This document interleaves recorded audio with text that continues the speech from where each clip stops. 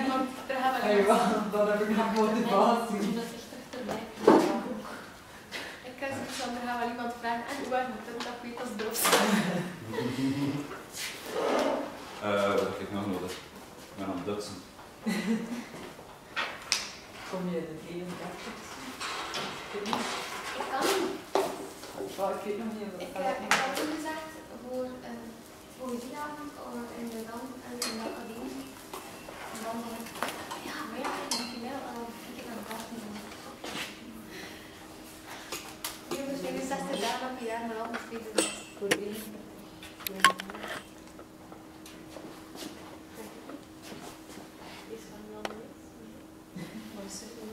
Ik weet zelfs nog niet wanneer dat is. Ik ben voor jullie, dus dat kan zijn dat ik nog kom. Dat voor iedereen is, dus voor een kostenbeursbeoordeling. De DPR's maken die kosten en dan worden we afgezien.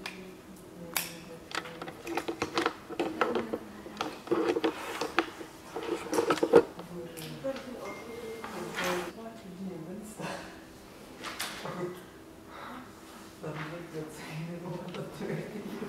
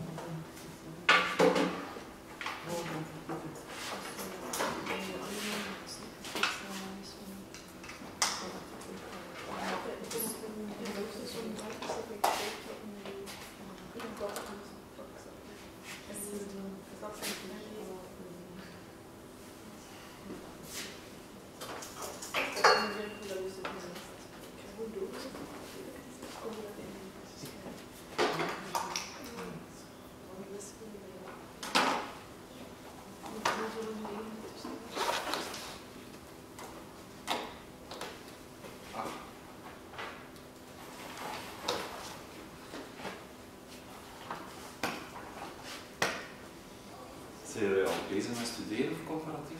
Ja. Ja. Ja. Samenloping. Moeilijk lezen in bed.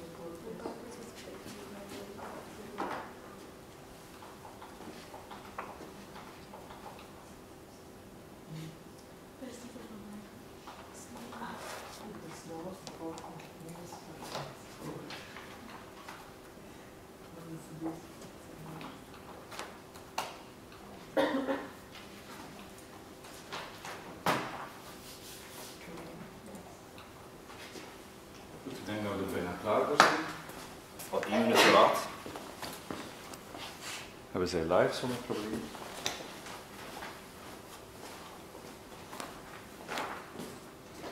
Als ik val, het is door al de kabels. Het is niet. Het is een soort van doolhof om mee te laten vallen. Goed, welcome. I can do this in English again. So, welcome for the second contact moment. During this contact moment, we will have a look at part 3 and part 4 of the course unit, being basic local alignment search tools and some advanced search tools that we can use. Of course, this is a next step until for what we have seen before, being part 2 pairwise sequence alignment. So the basics of pairwise sequence alignment we will use today in the context of basic local alignment search tool to actually search for sequences in a database. This is something that we need, so we saw databases, we saw how to compare two sequences, and now we're going to use this functionality to search with a sequence in a sequence database, which is of course different than, for example, when we do a text search on Google. This is a very different thing. So what we use for this is called BLAST. BLAST is Basic Local Alignment Search Tool. It was developed at NCBI and it's available at NCBI, but there are also other possibilities on other web servers where you can actually use BLAST. All big web servers have their own BLAST version, and it allows us to compare a protein or nucleotide sequence with all data that is available in the sequence database. Why would we actually use this tool? This is to detect homologous sequences, being sequences derived from a common ancestor. This can be in the same species, then we are looking at paralogous sequences or allelic sequences, or this can be in other sequences, and then we're of course talking about orthologous sequences.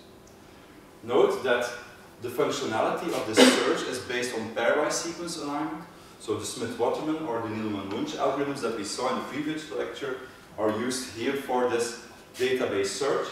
And this is of course a local alignment, it's also in the name, basic local alignment search tool, meaning that we focus on the most similar regions in protein or in nucleotide sequences and not on whole sequences. So we will not try to align the full-length sequences with the sequences in our database. Of course, this is useful because we can, for example, search with a messenger RNA sequence against a genomic database. In the genomic database, we have sequences of full chromosomes, and we will not match the full chromosome. We will only match the part of the chromosome matching our sequence. If we look at BLAST, we specify a query sequence, and we specify a target or a subject database. There are several databases available, which we will have a look at. And actually, when we search with this query in this database, we will perform pairwise sequence alignment in the database. This means if we have, for example, 6 million sequences in our database, and we search with one query, that we perform 6 million pairwise sequence alignments to find these homologous sequences in the database. We only focus on the conserved regions, and thus this is based on the Smith-Waterman algorithm, as this is local alignment algorithm, and not the Needleman-Wunsch algorithm. Of course, to make this fast and possible, BLAST will make some tricks, or will use some tricks to actually make this possible. So it will not actually perform a full Smith-Waterman alignment of the sequences in the database. It will perform some tricks to actually find these sequences in a fast way. When we perform a BLAST search, we have 4 parts. We need to specify a sequence of interest. Most of the times, if you don't know the sequence yet, you go to NCBI gene. At NCBI gene, you search for your gene or your protein. Then you go in the table of content to reference sequences, and there you can find the reference accession number of your sequence of interest. You can use the accession number as input for BLAST. You can use the sequence itself in FASTA format, or you can upload a file. So there are different possibilities to specify your sequence of interest. It's also possible to specify a range. So you can actually add a full genome sequence and specify the part of that sequence that you want to use to BLAST against the database. Next, depending on your sequence of interest and depending on the type of database that you're going to have a look at, there are different programs. So it is possible to BLAST with the protein sequence against a protein database, with the nucleotide sequence against a nucleotide database, but we can also perform some tricks and search with, for example, a protein sequence in a nucleotide database, or with a nucleotide sequence in a protein database. And this is of course based on the molecular biology behind protein and nucleotide sequences. But but we'll have a look at that later. Next, if we have specified our sequence of interest, so our query, our target, and the program that we want to use, we can also specify some optional parameters, for example, scoring matrix, or we can use some filters, or we can do other things. We can add some penalties, or we can specify an organism, or we can add other filters to our BLAST search. If you look at the different programs that are available, there are 5 important programs, and after that there are some additional programs which are very specific for specific contexts, for specific types of data, but these are the 5 most important parts. The default algorithms are the BLAST-P and the BLAST-N algorithm. With the BLAST-P algorithm, you search with a protein sequence in a protein database, which means that for every sequence in the database and for every query, we have one pairwise sequence alignment. With BLAST-N, this is for nucleotides, we search with a nucleotide sequence in a nucleotide database, and therefore we have again one pairwise sequence alignment. It's also possible to search with a DNA sequence in a protein database, and therefore we need to translate our DNA sequence. Of course, this is possible, but there are multiple possibilities. If I go a little bit to the next slide, you can see that if we have a nucleotide sequence, we can actually translate that nucleotide sequence into an amino acid sequence. Of course, this depends on the reading frame that you're looking at, meaning that to translate a nucleotide sequence into an amino acid sequence, we actually translate the sequence using codons. And these codons are triplets of nucleotides. So for every triplet that we have, we can translate that into an amino acid, but if we have an offset of 1 or an offset of 2, this reading frame changes, and also the sequence, the amino acid sequence, will change. So for one sequence, we have 3 different translations of our protein. Of course, there's also a complementary strand. So also for the complementary strand, we can make 3 different translations of our nucleotide sequence into a protein sequence. Therefore, for every nucleotide sequence that we have, we can make 6 hypothetical amino acid translations. Of course, these translations will include, for example, sometimes you see this, a star being a stop codon, and then of course this truncates our protein. But we actually examine all possible translations of our nucleotide sequence and use these hypothetical protein sequences to search the database. If these sequences are random, being this is not an actual protein sequence, but this was translated randomly, this will not have any matches in the database. Not due to chance. If this is an actual protein sequence that's encoded here, it will have matches in the database. So this is what we do with the BLAST-X program. We give the program a nucleotide query. This nucleotide query is translated by BLAST into 6 possible protein sequences, and these 6 protein sequences are blasted against the protein database. We can also do this the other way around, meaning that you start with a protein sequence and you try to blast this against a protein database. Of course, against a nucleotide database. Of course, it is not possible to translate a protein sequence into a nucleotide sequence, because we have some redundancy in the genetic code. There are multiple codons coding for the same amino acid. We cannot make good nucleotide sequences for a protein. But we can actually translate the nucleotide sequences in the database into protein sequences. Again, 6 protein sequences for every nucleotide sequence. Which means if I normally would perform for a database of 6 million DNA sequences, 6 million pairwise sequence alignment, I have to multiply this by 6. So not 6 million, but 36 million pairwise sequence alignments. If we don't have any protein sequences available, neither for the query, neither for the database, but we want to find homology, which is more easy to do on a protein level, we can translate both the query and the target database, increasing the complexity with 36 times. This is not used that much. So normally it's sufficient to use the first 2 algorithms, but there are some possibilities, if you would like that. Of course, if we perform this kind of search, T+N, and we translate our database only has to be translated once. So not for every user that blasts against a translated database, it has to be translated over and over and over again. No, you translate it once, and then everybody can blast against the translated database. So this is not done every time, over and over again. If we specify our target database, the target database for the BLAST P and for the BLAST X is actually the same. So with the BLAST P, you blast with a protein sequence against a protein database. With BLAST X, what do we blast? It's a couple of slides back. You blast nucleotide against protein database, meaning that you translate your query. And therefore, the database that you need to select for these two algorithms are the same. It's not because we have a different query that this is a different target database. If we look at the database, by default, for protein target databases, the non-redundant database is selected, being a database containing all available sequences, protein sequences, and many different databases that are available. Not only Genbank, but also the Protein Data Bank, the SwissProt database from Uniprot, and so on. It's called non-redundant because, of course, in these databases we have multiple times the same sequence.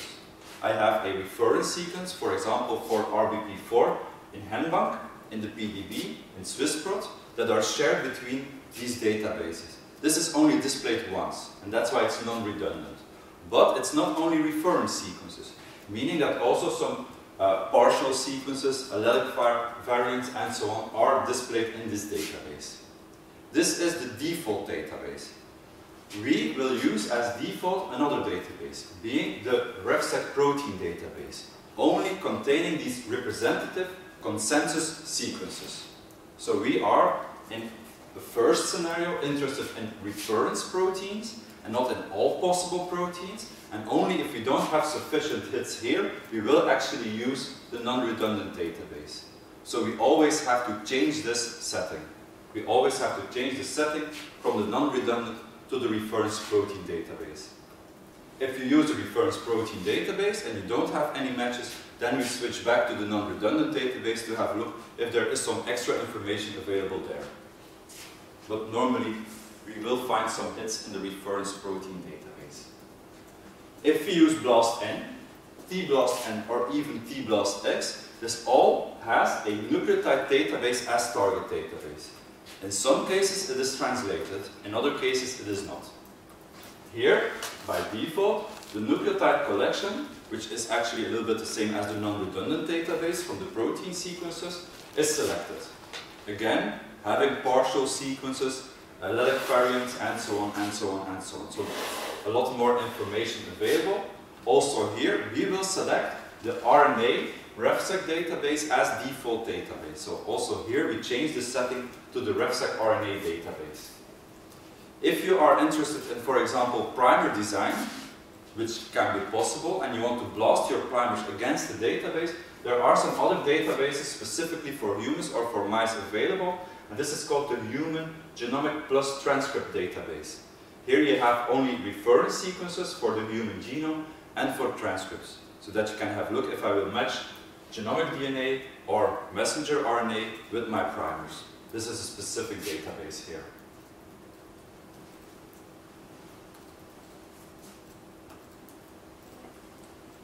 These were the steps to actually perform this BLAST search. Of course, once we select the BLAST button, being that we perform our BLAST search, some steps happen, some steps in our BLAST algorithm actually happen. So the BLAST algorithm itself has 3 different phases. It has a list phase in which it creates word lists. I will explain that later. After we create a word list, we will use this word list in the scan phase, where we will scan the database with these words, which are short versions of our sequence. We scan the database with words that have a score higher than a threshold T. If we can find a match, we perform an extension. If the extension drops below a certain score, we stop the extension and we report the alignments. Afterwards, we need to trace back if there are some insertions, deletions, mismatches, and so on. So normally this last step can be forgotten a little bit, and the first 2 steps, so the list and the scan and extend step, are the most important parts. So as indicated, BLAST does not use the full Smith-Waterman algorithm to perform a pairwise sequence alignment, because this is computationally too complex. Therefore, it has to use some tricks.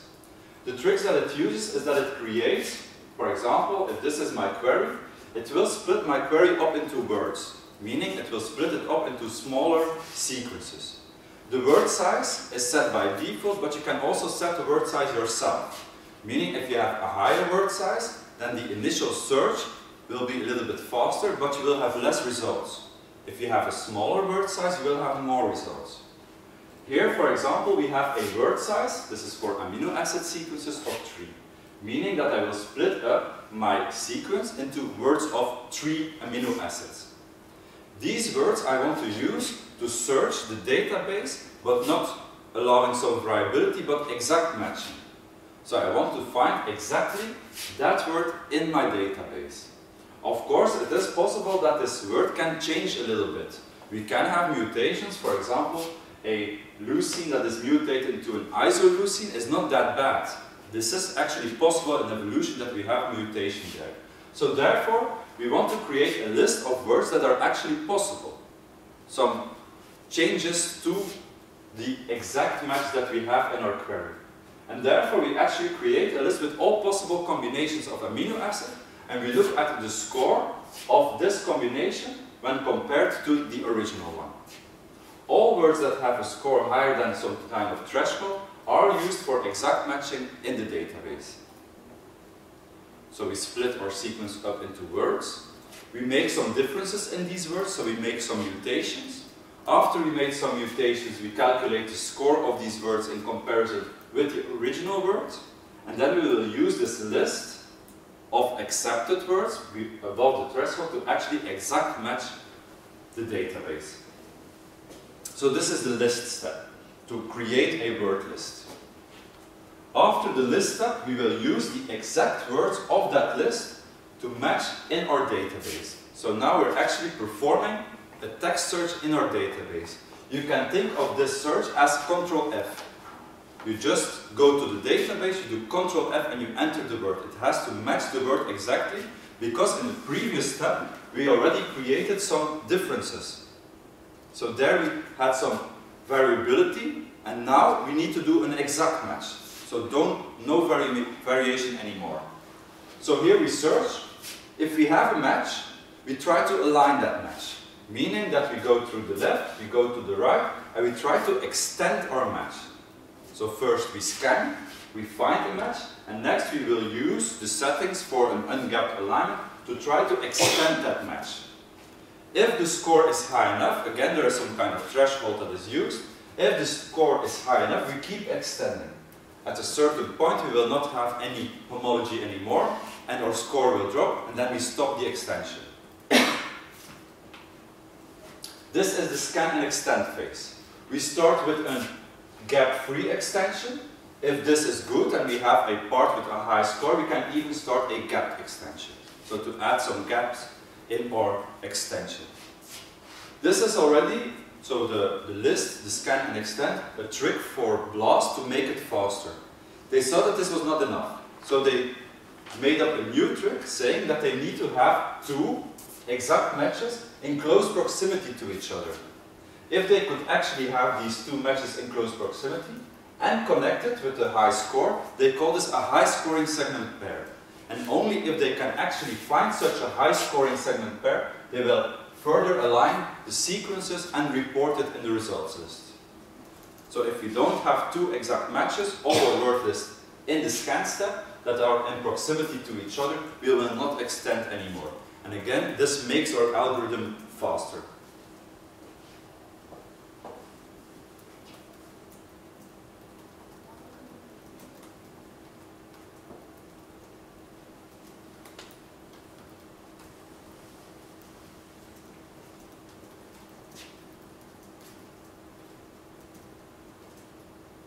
How can we see that we have good results?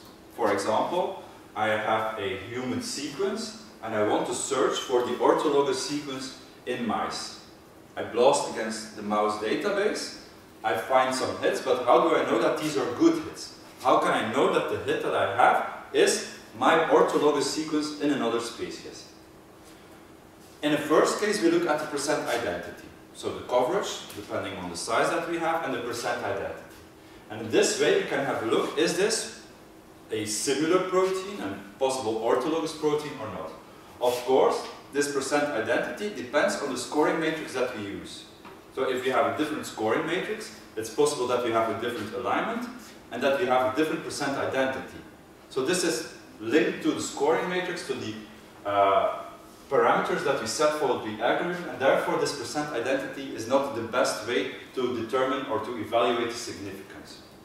Besides that, we have the e-value. And the e-value is a statistical value that actually shows us the significance of our results. It shows us if we have actual homologous sequences in the database. If we have an e-value that is below 0.05, which is the cutoff value, we can say that it is an actual hit in the database and these sequences are homologous. I think I explained the e-value last lecture.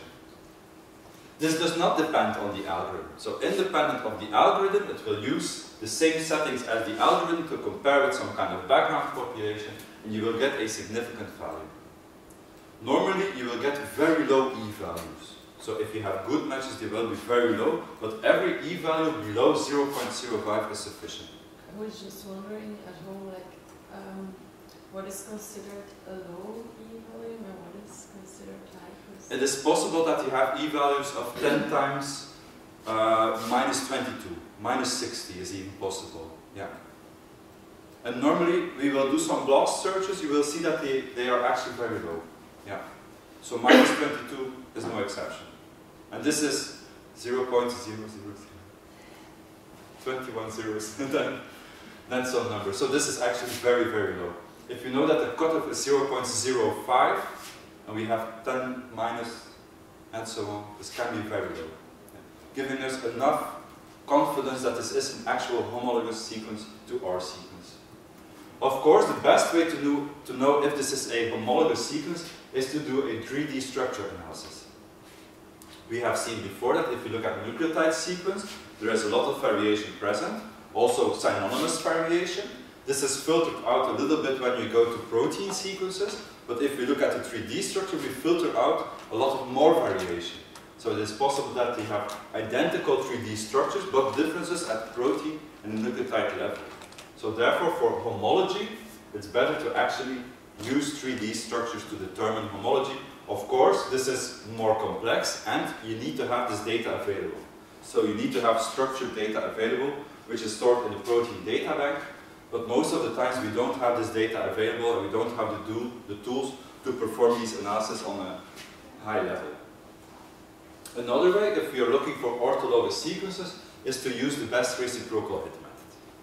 The best reciprocal hit method is something strange. For example, I am interested in gene A, but I don't know what gene A is. I will use a second species to determine the identity of gene A. What do? I have all genes available in species 1, they are unknown. I have all genes available in species 2, they are known, so they have a name, we know what they do. So what I'll do is I'll blast my gene A against species 2. I will find a match. And normally we'll see these are homologous sequences. How can I know that this is my one-on-one orthologous sequence and not just a paralogous sequence from the gene in mice or in species 2? I can check it by blasting it back. If I blast it back and I find the same one, I have a one-on-one relationship. And therefore I can actually use the name of gene A in my other species. Sometimes it is possible that for a paralogous sequence, for example gene B, that version in species 2 is not available. If I try to find the orthologous sequence of gene B in my second species and I blast it against that species, I will not find gene B anymore because it is lost, and I will find gene A. I can think that gene A is the orthologous sequence of gene B, but this is not the case. Due to a loss here, I'm not looking at the orthologous sequence of gene B, but to the orthologous sequence of gene A. By performing a reciprocal blast, I can actually detect this. So by blasting the sequence back towards the original organism, I can actually look if I have a best reciprocal hit. Here I know for sure that gene A corresponds with this one, And here I can see that this is not gene A, but a paralogous sequence.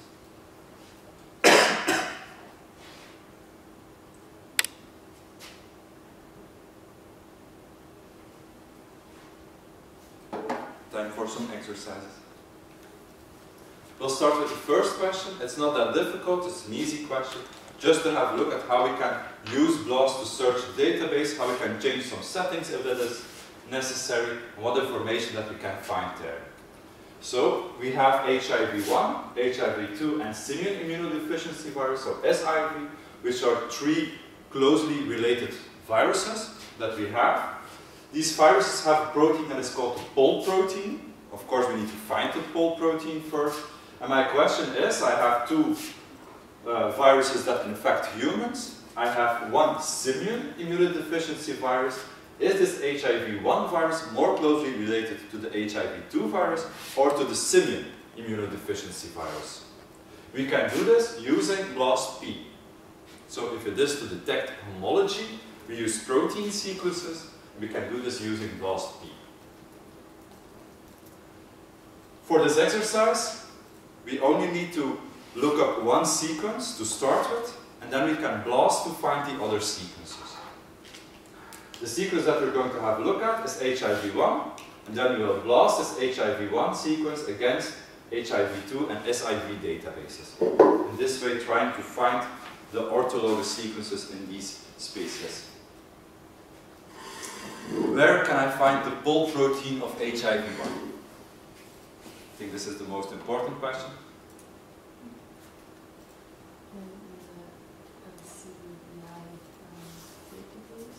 NCBI, NCBI protein, not the best choice. Unipron, go.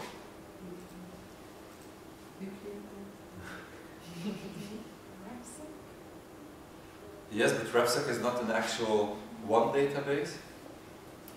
One of the best things to do, especially when we're working with different organisms, is to start at the taxonomy browser. This is the best idea. You can start in another database, but the taxonomy browser is probably the best one. So I'll go to the taxonomy browser. Browser at NCBI. At the taxonomy browser, I will search for HIV-1. I don't have to type it, it's already there. Okay.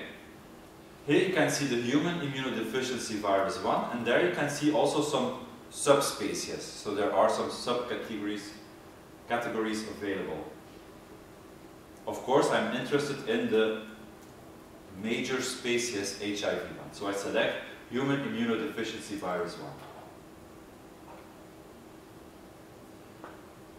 To find a specific reference sequence for a gene or a protein, the best thing to do is to start at the NCBI gene database. Because there, all information for a locus is clustered together. And from there, I can actually go to protein, can go to nucleotide, and so on. So I'll use gene, and as you can, as you can see for human immunodeficiency virus 1, there are only 11 genes available in the database. If I select these 11 genes, do I select subtree links or direct links? It can be subtree here.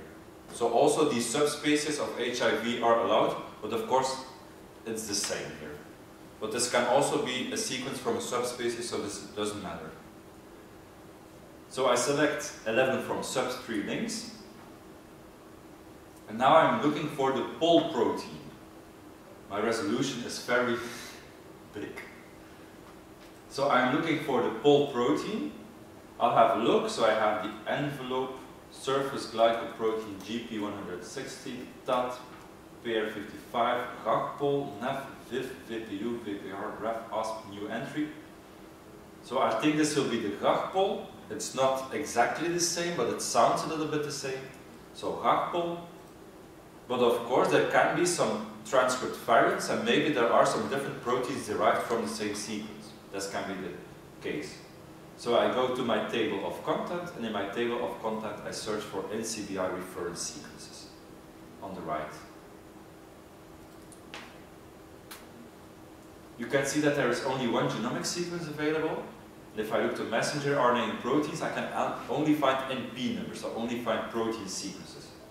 As you can see, I have a first protein sequence which is called the GAGPOL protein. Then I have a second one which is called aspartic peptidase, a third one P66 subunit, a fourth one integrase, a fifth one GAGPOL transferrin peptide, a sixth one POL. So here you can see that we have one nucleotide sequence in HIV1 which actually encodes multiple proteins, a lot of different proteins, which is something very complex. But of course I am interested in this POL protein. So I can select its NP number, and now I have multiple possibilities, so I want to blast this. I can, normally there is something on the right, yes, analyze the sequence. Here there's an actual link to run blast to perform this analysis directly, or you can use the accession number, so this NP number, or you can show the FASTA sequence and copy the FASTA sequence to blast. So there are multiple possibilities, and I think the fastest one is to select the run blast option on the right.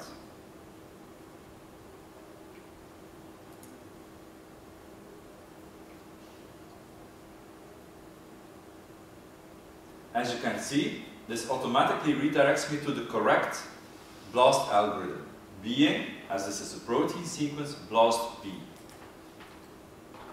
Sometimes it is possible, if you make multiple exercises after each other, that you first have nucleotide sequences, you use blast N, and you have protein sequences, you forget to go to blast P, you do it in blast N, and this will give you an error. So think about this. If you have an error, maybe we are using the wrong program because we changed molecule type. This is possible. So here I use blast P.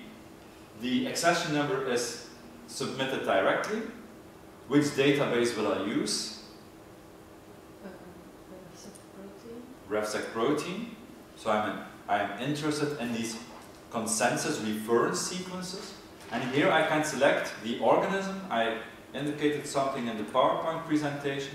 You can say, or you can try the entree query not HIV1. So this is a possibility to add this here, not HIV1. You can also say HIV1,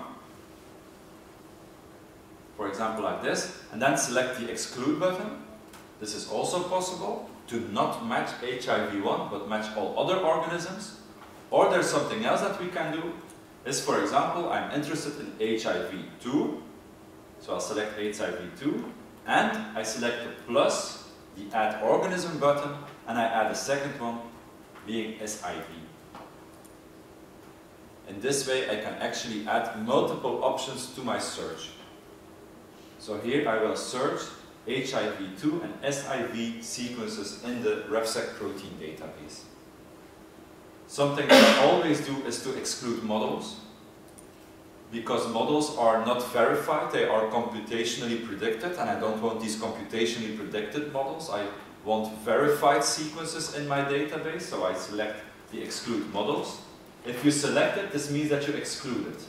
So it's not if you select it that this means that you will include models. No, it's to exclude models. And something else that I do, you can see here we have the BLAST-P program. These other programs we will see a little bit later, is to show the results in a new window. I always check this box. If something goes wrong, if I don't get any output, I can still go back to my BLAST settings, change something, and blast it again. This is always a good idea. There are some other options that you can change. Normally we don't change these. There's one thing that you maybe will change, and this is the scoring matrix.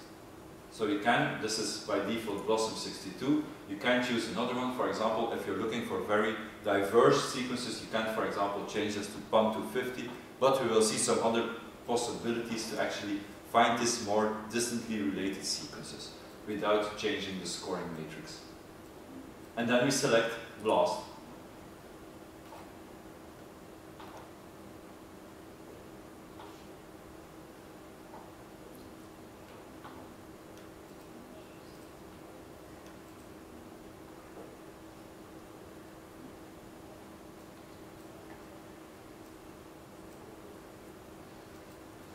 Sometimes this can take a while.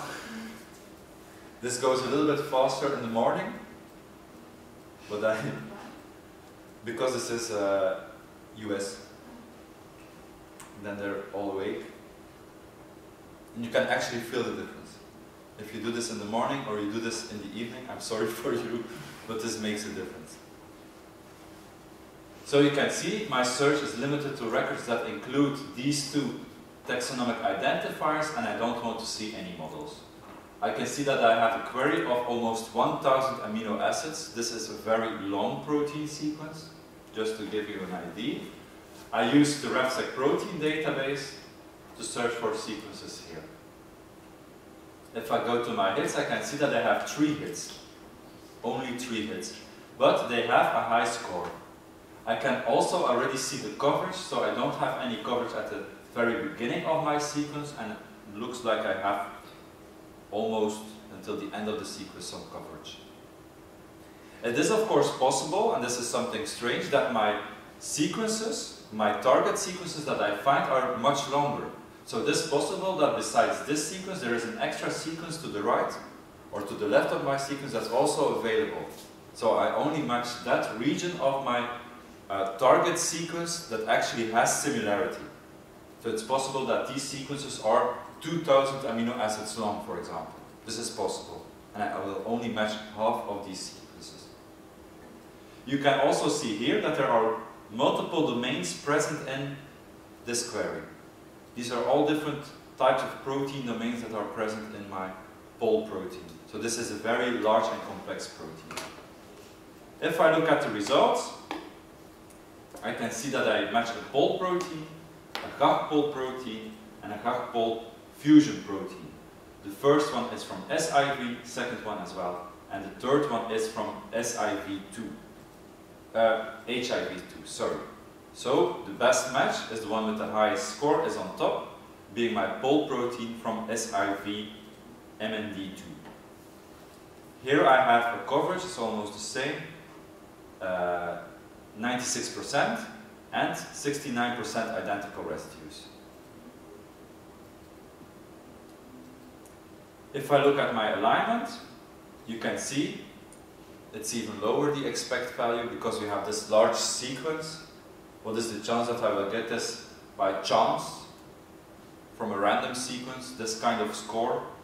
So this score from a random sequence with this size, it's not possible, and therefore the expect value is actually 0. There is 0 chance that we can get this from non-homologous sequences. You can see that we have this bit score. This is the raw score that we have, so this is adjusted or compensated for the database that you use, for the parameters that you use, so that you can compare them between different searches. You can see that we have in total from our 961 residues that are matching 660 identical residues, so this is 69%, and then 81% positive, so with similar properties. There are also 2 gaps present. You can find them here, which is of course something strange, but this still accounts for 0% of my total query coverage. So this is the first one.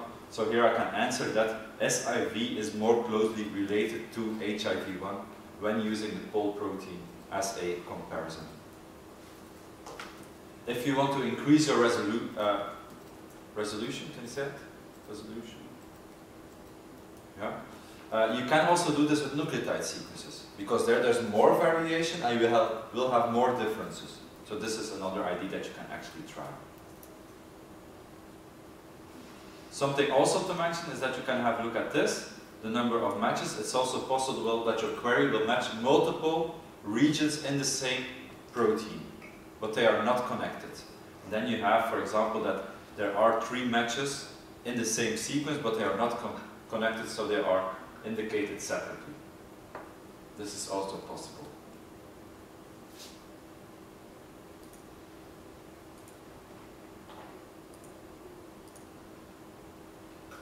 Next exercise. Protein searches are usually more informative than DNA searches because we filter out the redundant genetic code.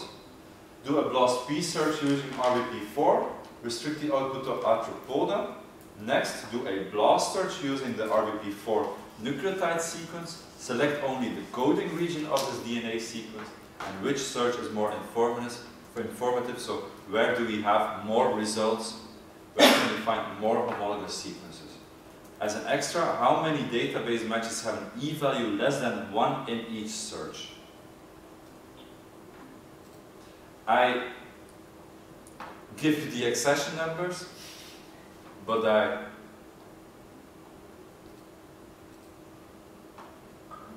cross them, because normally you should be able to find this yourself. Now you get them, but you will, on an exam, you will not get them. Of course, it's not that difficult to find these. So for today, we can use these accession numbers. So I'll go back to BLAST. I'm using a protein accession number, so NP, and therefore I go to the BLAST P program. I fill in my NP number, NP 006735. Which database will I use?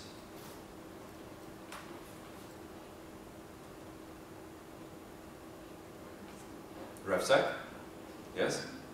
So we start with RefSec to only find one sequence for every locus. And next we need to restrict our search to Arthropoda. Now the easy thing about this is that you don't need the correct Latin name for Arthropoda. You can just type in Arthropoda, like you can do in the taxonomy browser, and it will also find the correct taxonomic identifier. It's 6656. Did I indicate it here? No. So this is insects. So I want to restrict my search to insects. I don't allow any models because I don't like these models, and then I perform my BLAST search. Without waiting for the results, I can already start my search for the second one. So now I'm interested for this nucleotide sequence, but, and this is something special, I only want the coding region of this DNA. So I don't want the full-length nucleotide sequence. Therefore, what do I need to do? Can I just paste it here? You need to go to the nucleotides BLAST. Yes, that's a good one. So I need to go to the nucleotide BLAST, BLAST N, because else I will get an error. And next, how can I specify the coding sequence? Can I say coding sequence? You can look that up. So if you go to NCBI nucleotide, where this Kanban record is stored, NCBI nucleotide, and I search for my NM number,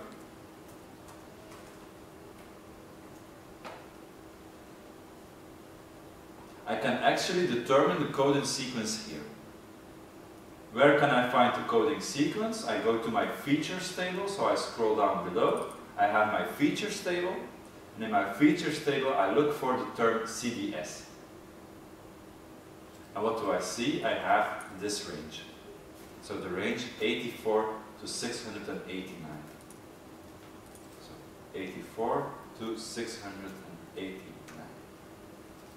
I can specify the sub-range here, or I can do something else. What else can I do? I can also select CDS at NCBI nucleotide, then this only selects this range, and here I can select FASTA to only have the FASTA record of this sequence. Also here I can run BLAST, only with the specified sequence, so with that subset. Or I can copy this sequence, go to NCBI BLAST and paste it here. This is also possible.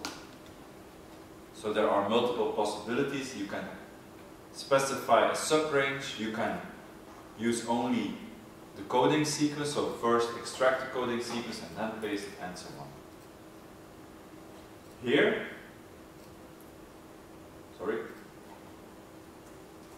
I don't use the nucleotide collection database, but I will use the reference RNA sequences database, so the RefSec RNA, and again here, Arthropoda,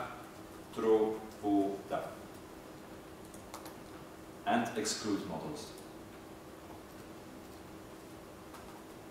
Also here I would like, and this is something special, if I perform a BLAST-N search, so I go to the BLAST-N algorithm, which algorithm is selected by default? It's not BLAST-N. Now I'm looking for similar sequences, homologous sequences. Here if you use MegaBLAST, this is for highly similar sequences. BLAST-N, somewhat similar sequences. So to extend my range, I will use the BLAST-N program and not the MegaBLAST program, which is again selected by default. Also here, I show my results in a new window and I select BLAST. Normally I should have already some results for my BLAST-P. If this keeps running, and it is possible that this runs, for example, for 20 minutes, you can stop it. You just stop it and you try it again. Sometimes you have a bad connection with the server and it keeps you in a loop, then you can stop it, or you leave it running and you try it again in a different browser, and sometimes it does give you faster results. This is possible. As you can see, for BLAST-P, if I look at my scores, these are not that high. So for RBP4 this was, retinol binding protein 4 isoform A precursor in protein format, I have a couple of hits with low scores, so a blue or black score, which is not that good. I would like to have some red scores. But if I look at the E-value, 10 times or 6 times 10 to the minus 6, it's still approved. And as you can see, in Arthropoda, which is of course more distantly related to human RBP4, because this is insect, we can find some matches. They don't have the name RBP4 anymore, so this is different here. If you look at the number of significant hits, we can only have 1, 2, 3, 4, 5, 6, 7, 8 significant hits. The other ones that we have here are not significant because the E-value is higher than 0.05.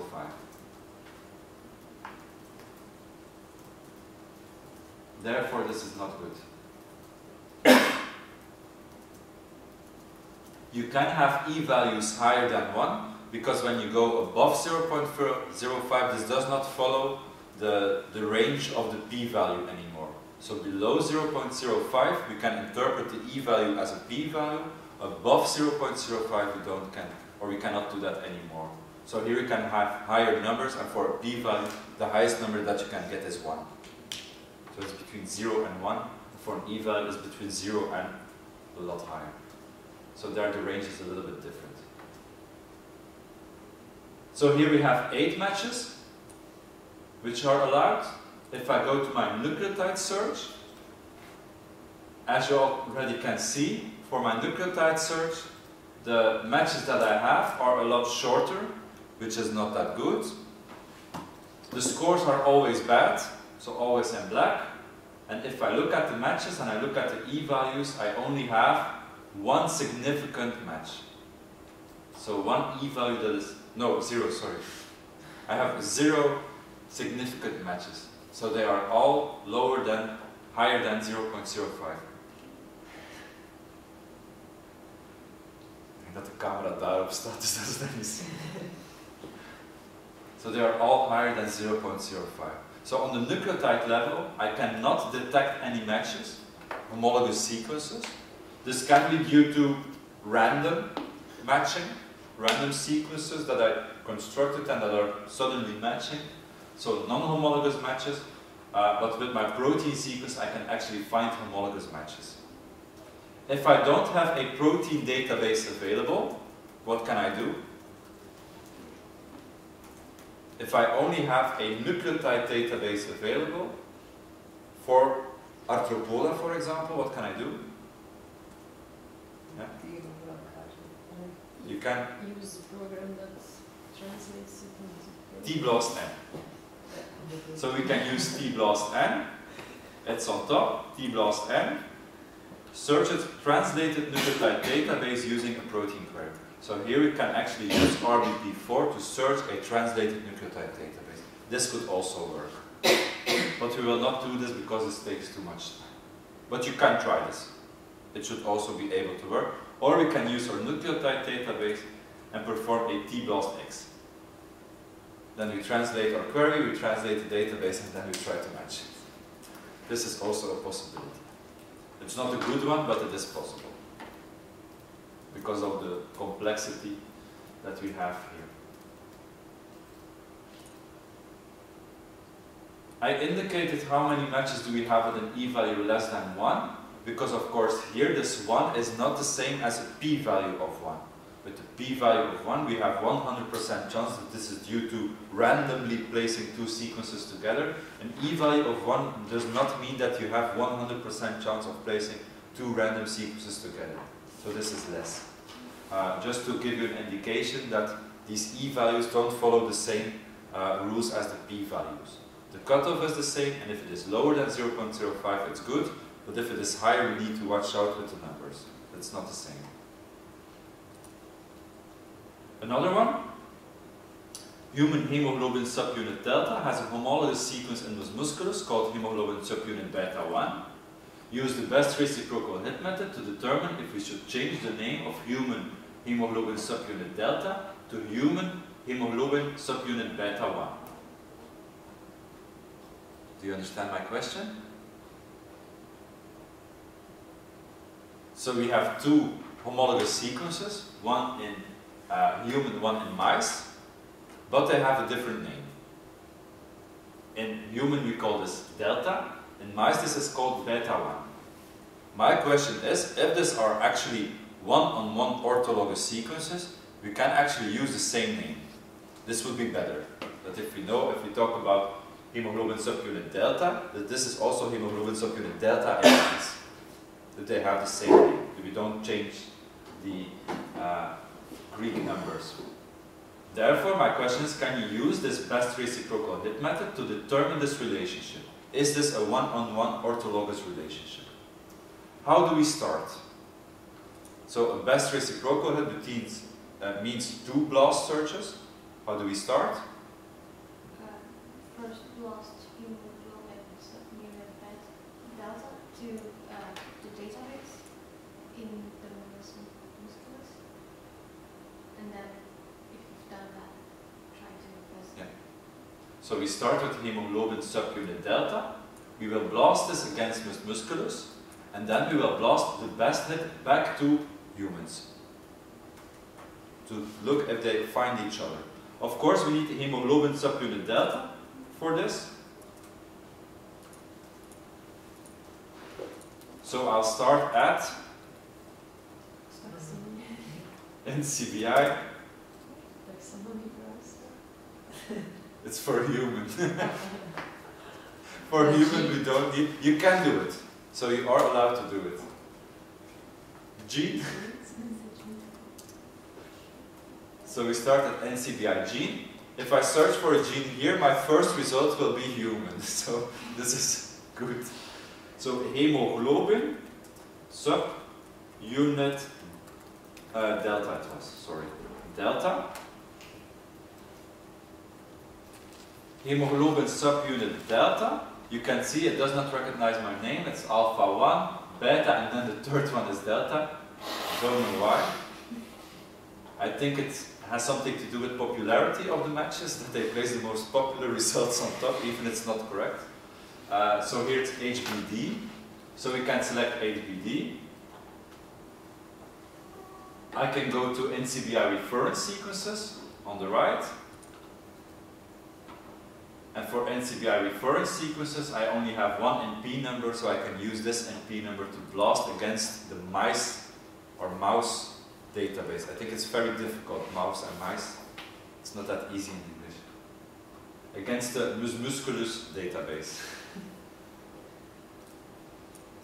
If you don't know what's correct, use another word. So I select run blast. Run blast will automatically fill in the correct NP number. So this is my, and you can normally, if I select something,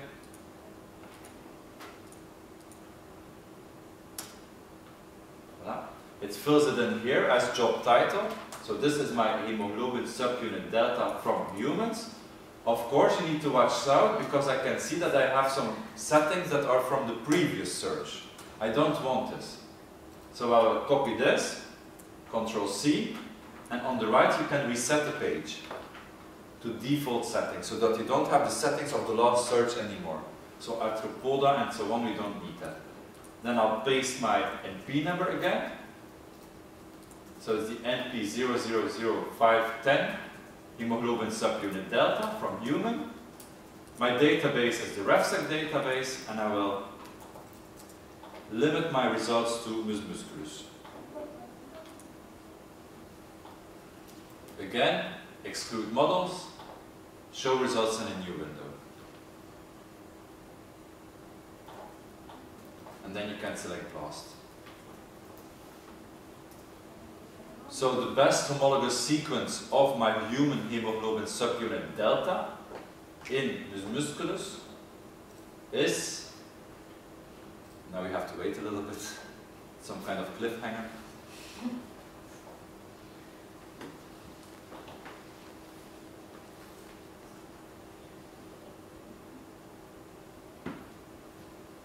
It's already there. Later you will see C-blast, and there you actually have to wait a couple of minutes until you get results. That's not that nice. If you have a C-blast exercise on the exam, do it as the first exercise. And while you wait, you can do the other exercises. Let's have a look. The best hit is hemoglobin subunit beta 1 in mice. So I start with delta. I blast this in mus musculus. There I find something that is called beta 1. So my name is, can I use this name beta 1 also in humans? Therefore, I can select the accession number of my best hit. Normally I should be redirected to the protein GenBank.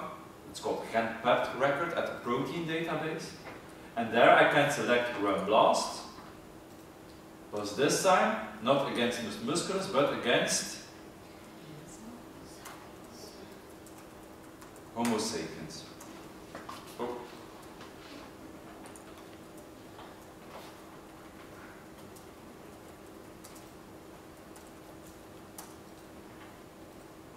It doesn't want to anymore.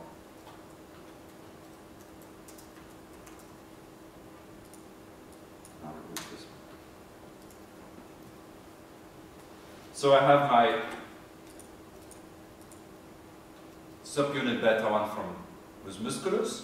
I will search the human RefSec database, show results in a new window, and let's have a look if we can find hemoglobin subunit delta back.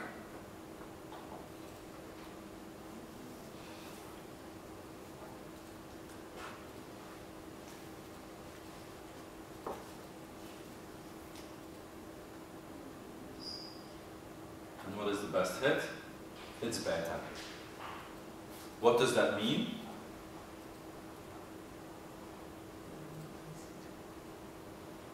So I have a beta in human and in mice. So I have something to draw.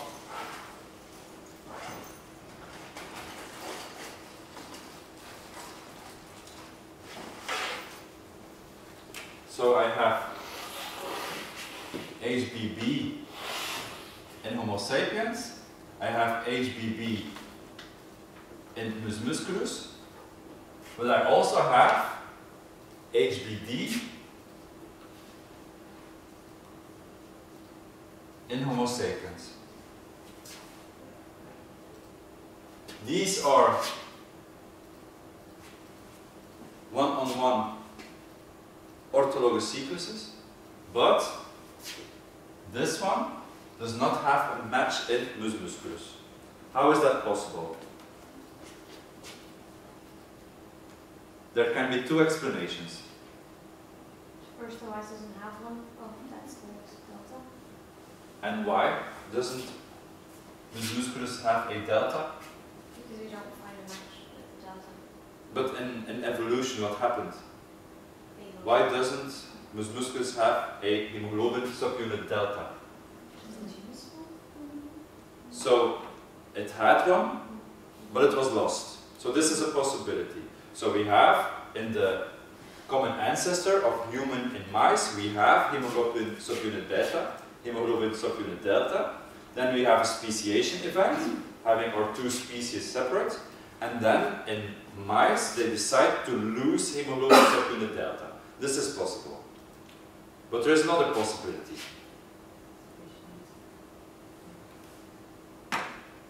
Speciation.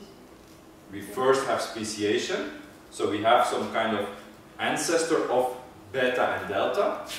Let's call it BD. This BD hemoglobin had a speciation event, meaning that both my mice and my humans have this BD. And then we have a duplication event in humans, making a B and a D version, a beta and a delta one. And in mice, this never happens. So in mice, we don't have the duplication event, so my BD, which I call B, stays B. I will try to draw this. Can I make the black screen? I think I can. So it's possible that we have a sequence which is a globin. And this globin has a first event, and this event is a speciation event. So we have a human version, and then we have a mouse version. So Homo sapiens mus musculus. In Homo sapiens, we have a duplication event, giving us a beta and a delta version. In mice, we don't have this duplication event, and we call this beta. So we call this one beta, because we never have a duplication event. Here we have a duplication event, one is still called beta, the other one is called delta, because it was duplicated. It can also be the other way around, being that we have hemoglobin. Hemoglobin is duplicated in a beta and a delta version, and then we have a speciation event. At the moment that we speciate, that we split our two organisms, we duplicate this and we duplicate this. So this happens, this event happens at the same time. Here we have one in humans, one in mice, humans, mice, but what happens during evolution, the mice lose the sequence. It's removed from the genome, and therefore we cannot find it back. So it was there, but now it's gone. This is also possible. You can try to date this. So if you construct a phylogenetic tree, you can try to see which was first. Did we first have a duplication event, and then a speciation event, or did we first have speciation and then duplication event? So we can use multiple sequence alignment and phylogenetic tree construction to actually decide how this happened.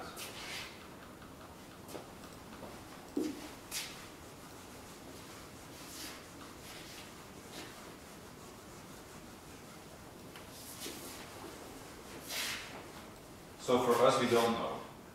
But there is a 2-to-1 orthologous relationship.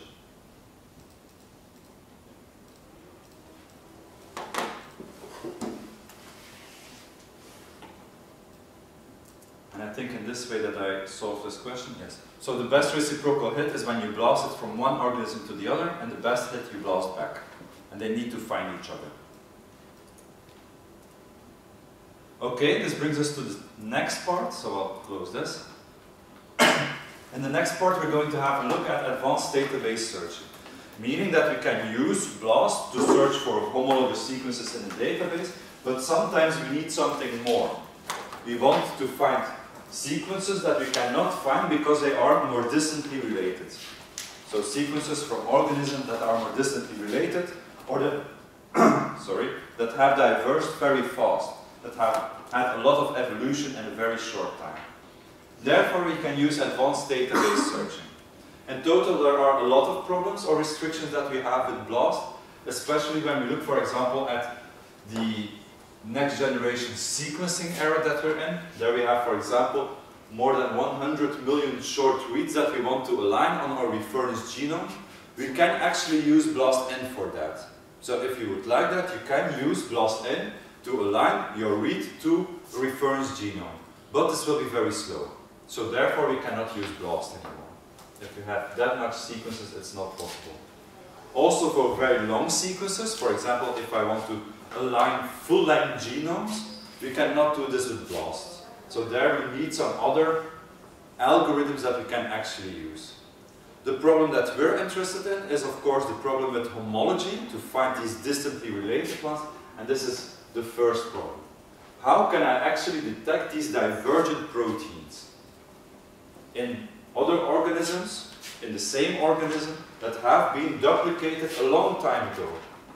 An example is, if you look in humans, hemoglobin beta, which is in the middle of the hemoglobin gene family, and for example, neuroglobin.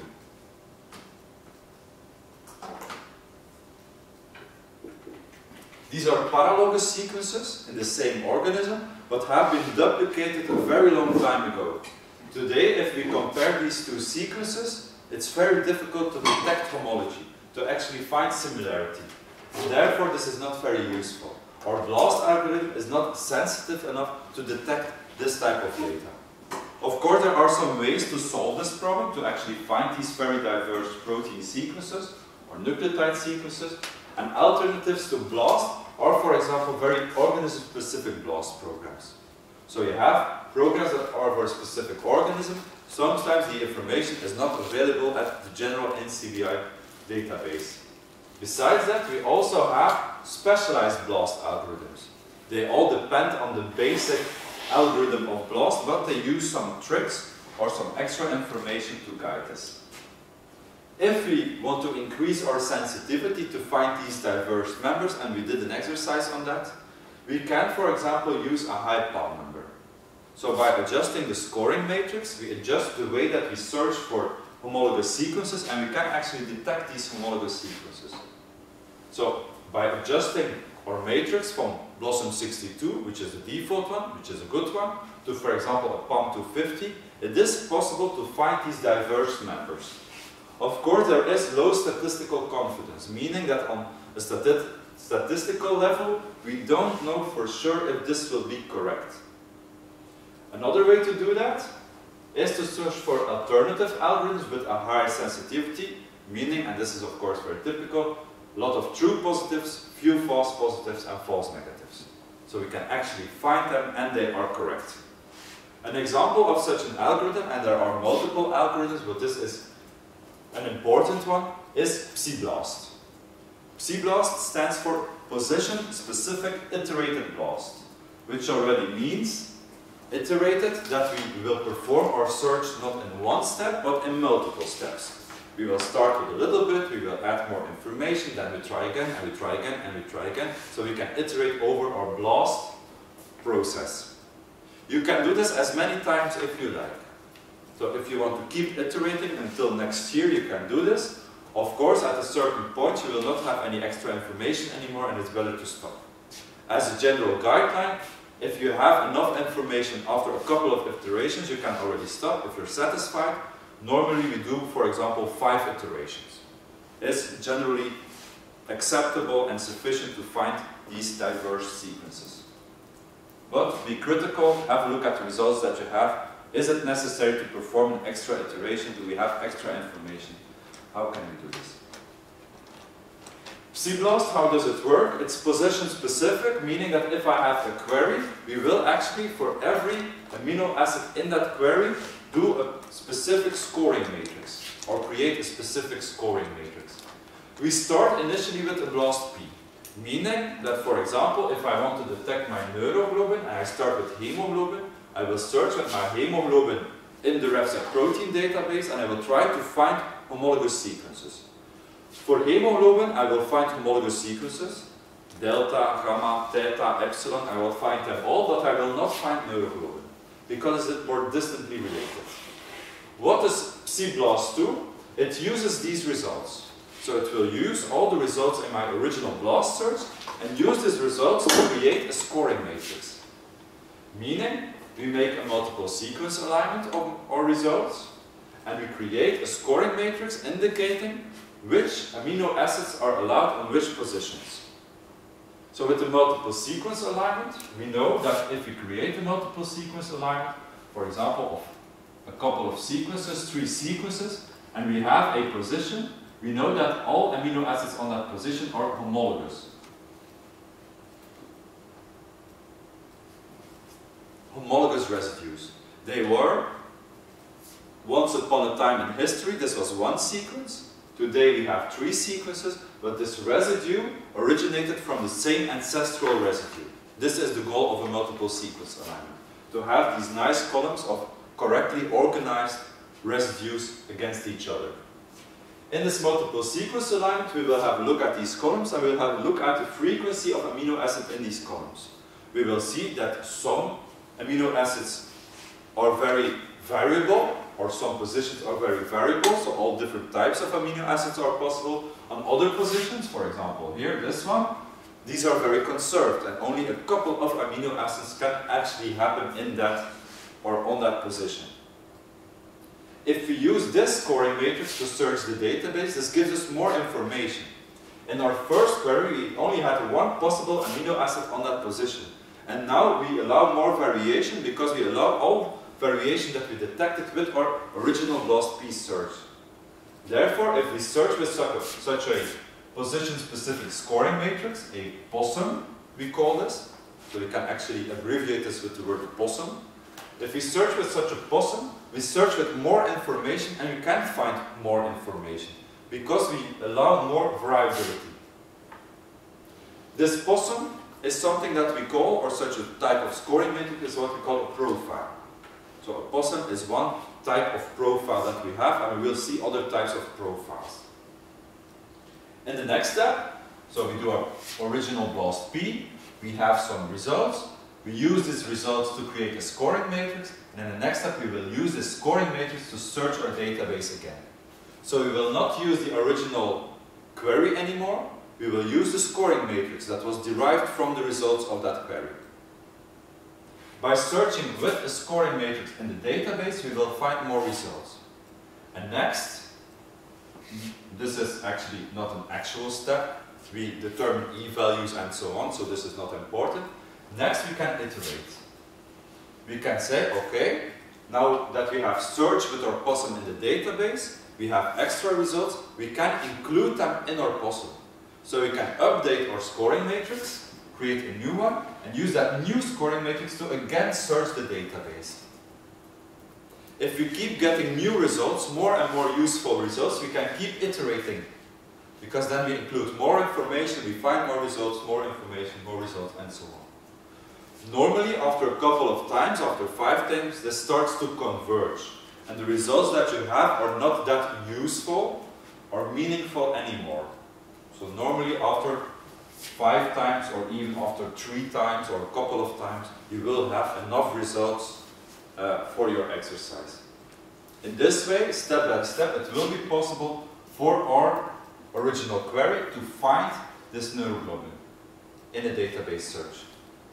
Note that this hemoglobin beta will not be used anymore, it will be integrated in our POSSUM, but it's not actual the hemoglobin beta anymore that we're using to search the database. It is a scoring matrix that we're using.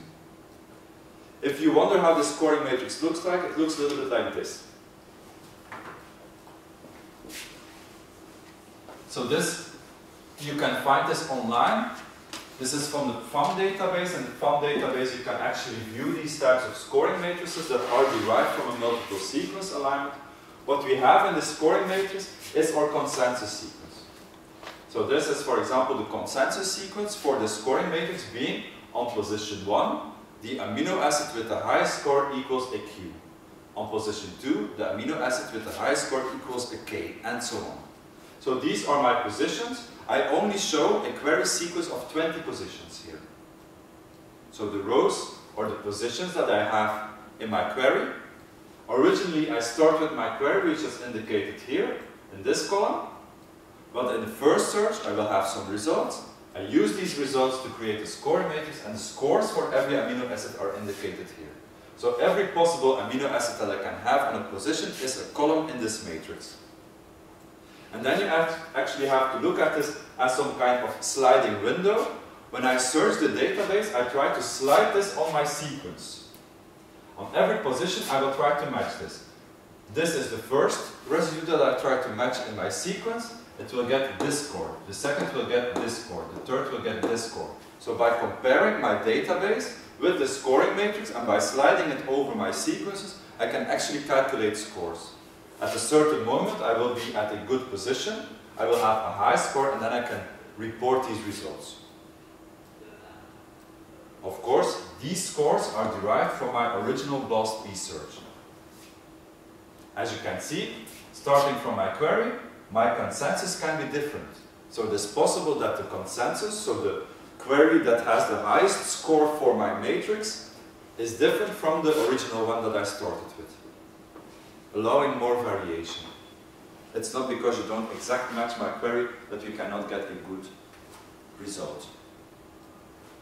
This means, for example, if I start with a beta globin, and I'm starting in this group, if I do a general BLAST-P, if I do a general BLAST-P, it's correct, I will find this group. If I start with an alpha globin, I can find this group, nematoglobin this, and so on. So these are my first initial BLAST-P.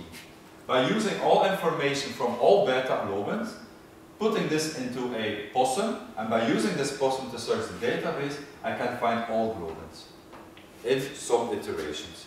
So first I will start with this group, then this will be a little bit bigger, then this will be not a lot bigger, and eventually I will find all globins from all different groups, which I was not able to detect anymore.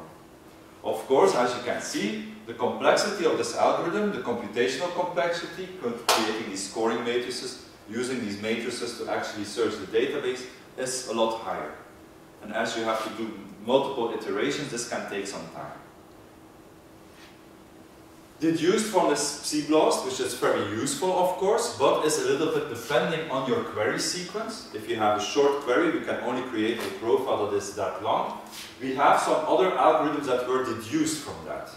One of them is my favorite, and it's the delta BLAST. It's better than PSI-BLAST, but it's something new. The first one that is deduced from PSI-BLAST is RPS-BLAST. It's not that difficult, it's reversed position-specific BLAST. So PSI-BLAST position-specific iterated BLAST, RPS-BLAST is reverse position-specific BLAST. What does the reverse mean? With PSI-BLAST, you search with a profile in a database containing sequences. With reversed position-specific BLAST, you search with a sequence in a database containing profiles. So some of these profiles are already pre-made. We don't invent the warm water over and over and over again. There is already someone who created such a profile for globins.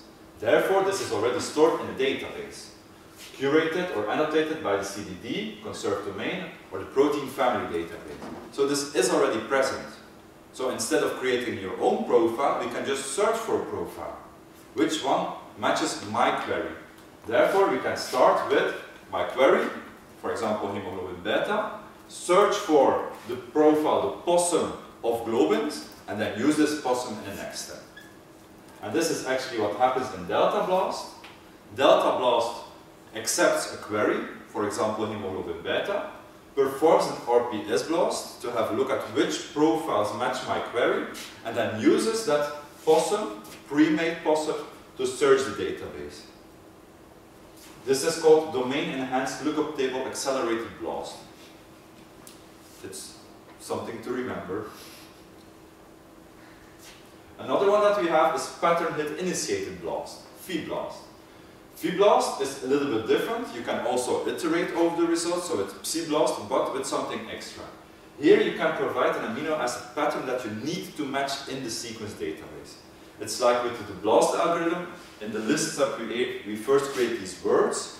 This is like such a word, but you need to match it. If you cannot match the pattern, you will not get it in your results.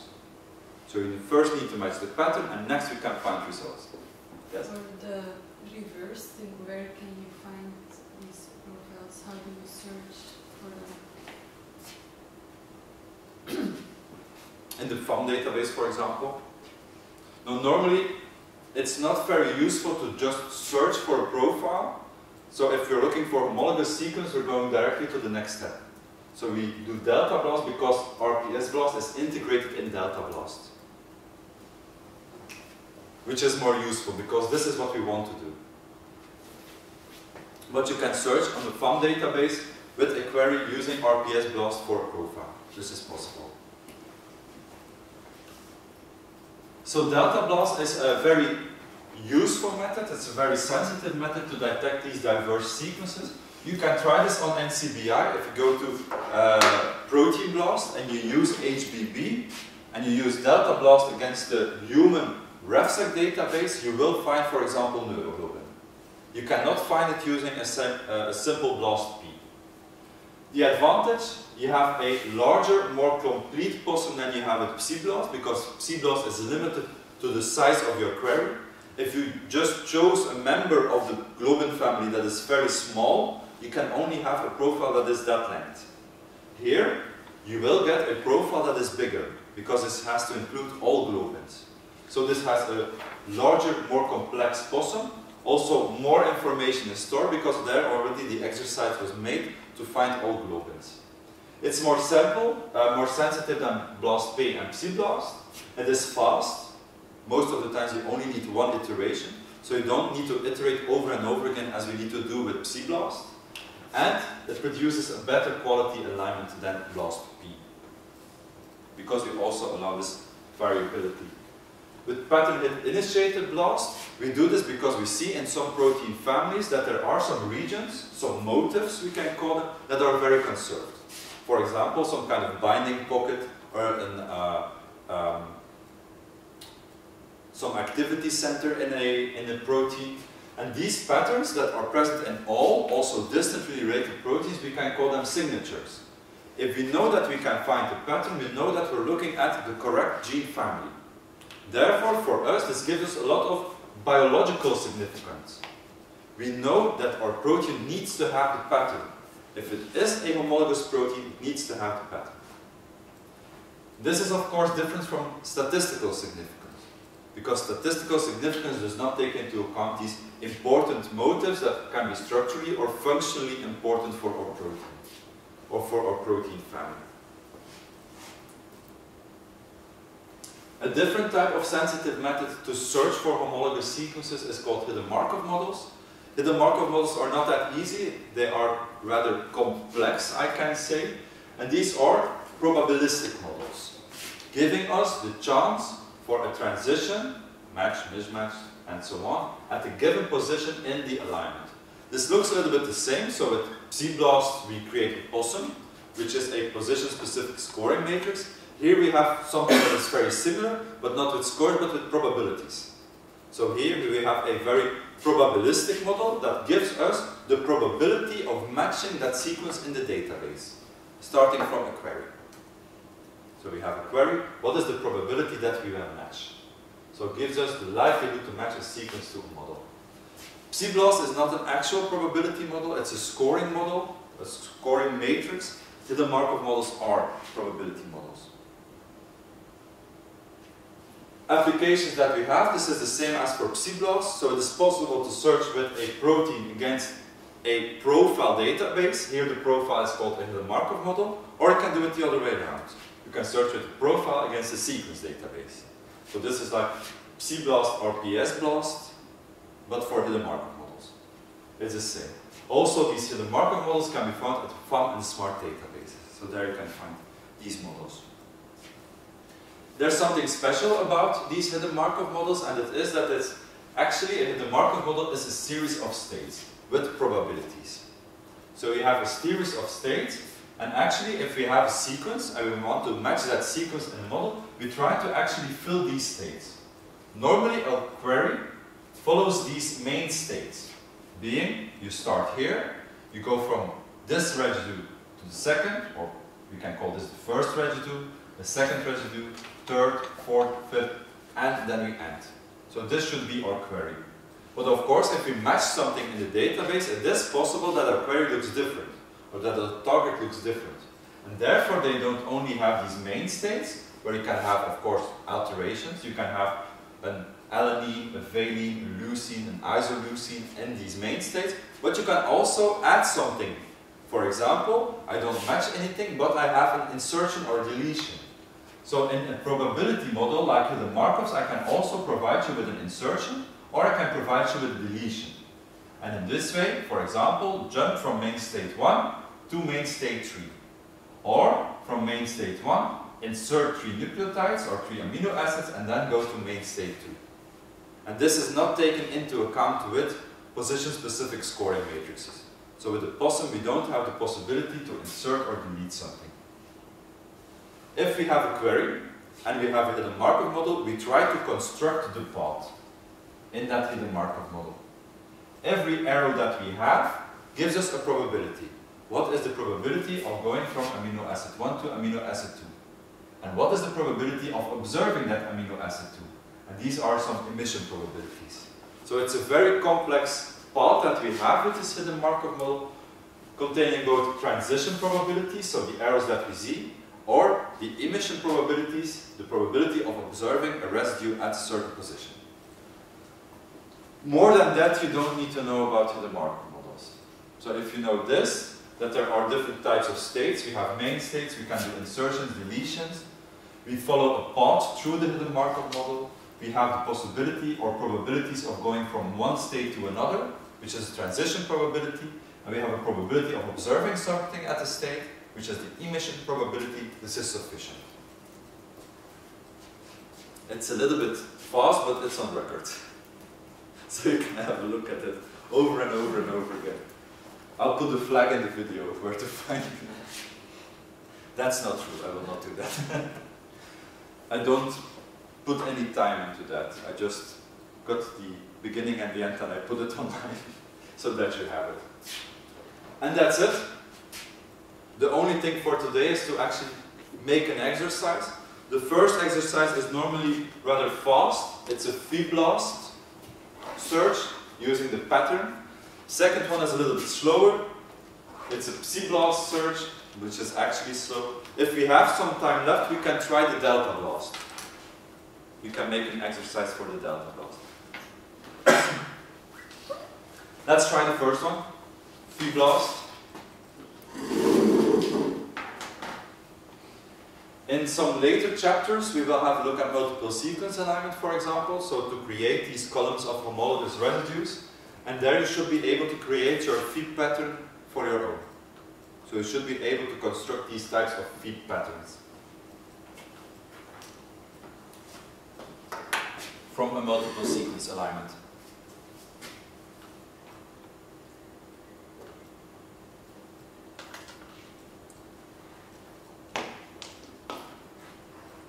Let's start with the first one. Phi-blast. So explore Phi-blast using human RBP4. You get the accession number from me as a query. Restrict the output to bacteria and the RefSec database. So let's start with going to blast. It's not open.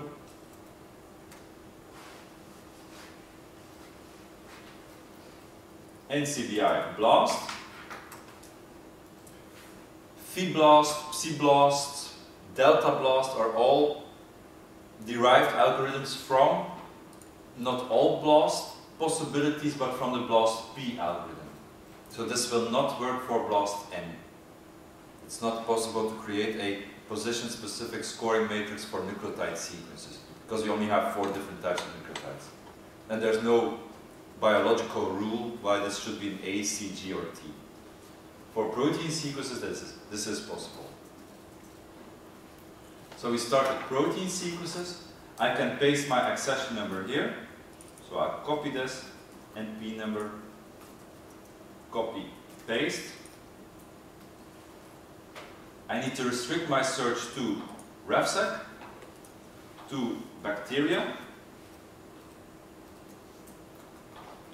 It's easy, it's taxonomic identifier 2. Must be a big group. And next, I want to use a feed pattern. So below, I'll exclude models again. I can select pattern hit initiated blast. and I can add my feed pattern. If you want some explanation about the feed pattern, you can find it here. I thought there would be more explanation about how to construct a feed pattern, but it's not available. And then we can actually add our feed pattern. For example, this one.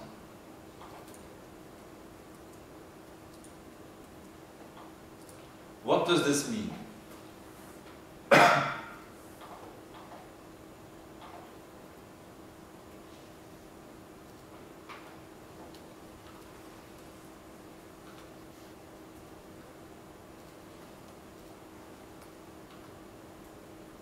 How long is my pattern?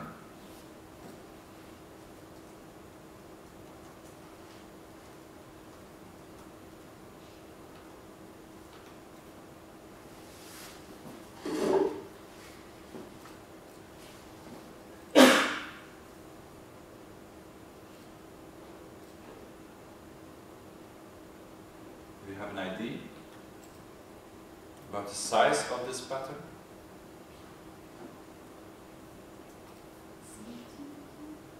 17? My pattern is much shorter. It's only 1, 2, 3, 4, 5, 6, 7, 8 residues long. I have a G. Is this an amino acid? Yes? An X. Is there an amino acid with the abbreviation X?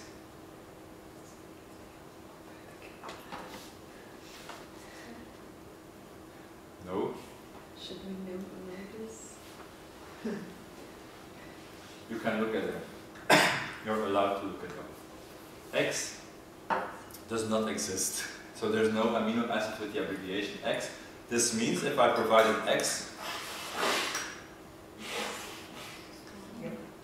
I allow every amino acid. So this is some kind of wild card.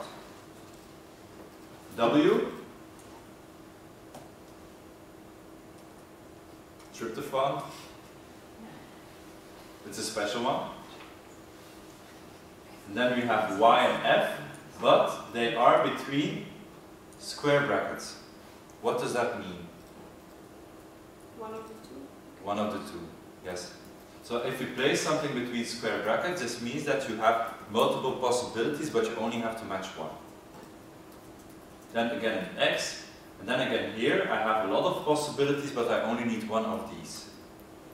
Then an A, and then again 3 possibilities, and only one of these I need.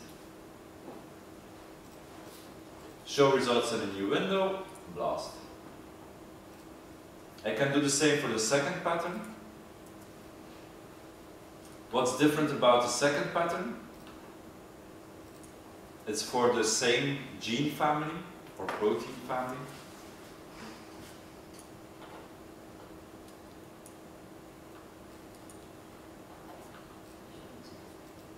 What's different? If we compare these two patterns, it's shorter.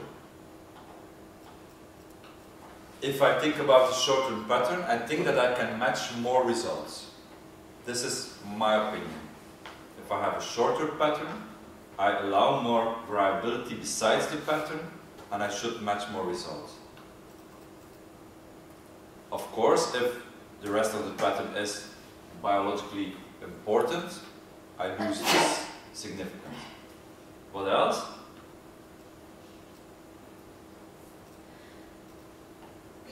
This, the EA, was here in X. So here I am limiting my results. I'm very strict. And also for the next one, these are restricted. So I lose 3 possibilities here. So I have a shorter pattern, meaning that I allow more variability, but in the short pattern itself, I'm more strict.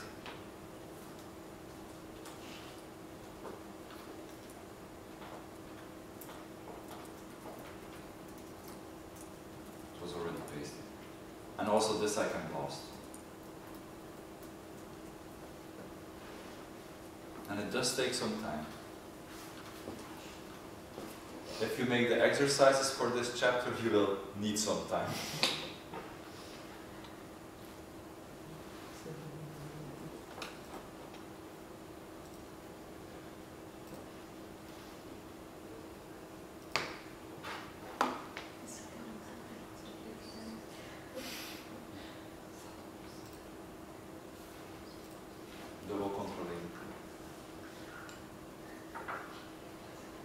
Dat is nog maar fibblast. Also here you can iterate. So meaning this is based on psi-blast, so if you would like that, you can also create these possums and iterate and do multiple iterations. I'll show it. It's a button. But you always need to look at the results before you can iterate. So it's not something that goes automatic.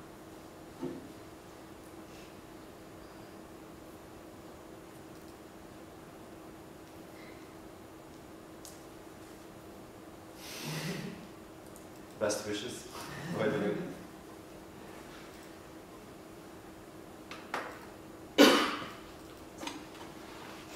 Maybe I can cut this part off.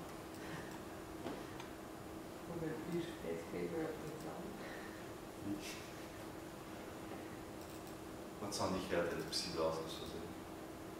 Zeker en vast niet.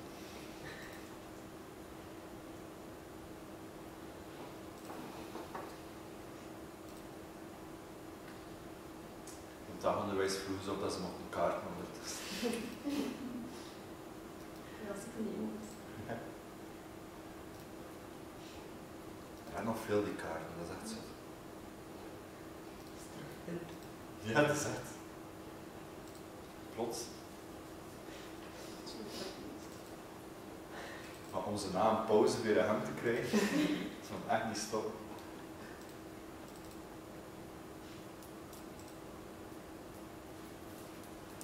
Maybe we can try another exercise while we wait. Maybe we can try the delta blast. So with delta blast, let's say that we have hemoglobin beta. I use it as an example. Hemoglobin subunit beta. Let's have a look at the protein sequence of hemoglobin subunit beta. Where can we find it?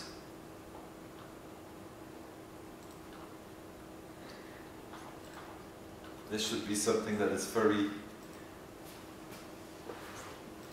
conditioned, like Pavlov. NCBI gene. Okay. Maybe you can make some kind of background for your desktop. If you don't know where to start at NCBI gene. Let's search for HBB, hemoglobin subunit beta. I think it's the correct abbreviation, hemoglobin subunit beta, okay. So I'll go to the gene record. On the gene record I'll search for NCBI reference sequences, and here I can use the NP number.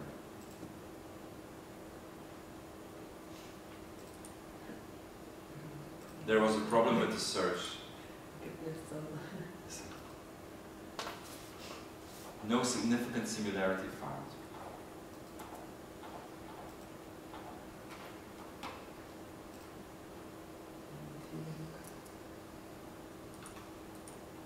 Not good.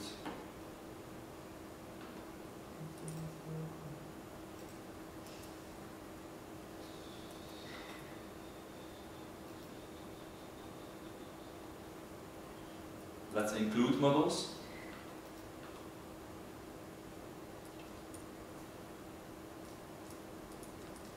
What was the first pattern? It was something with an X.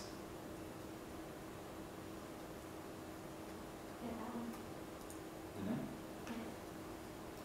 So this, I can close this. So I'll start it again with the long one.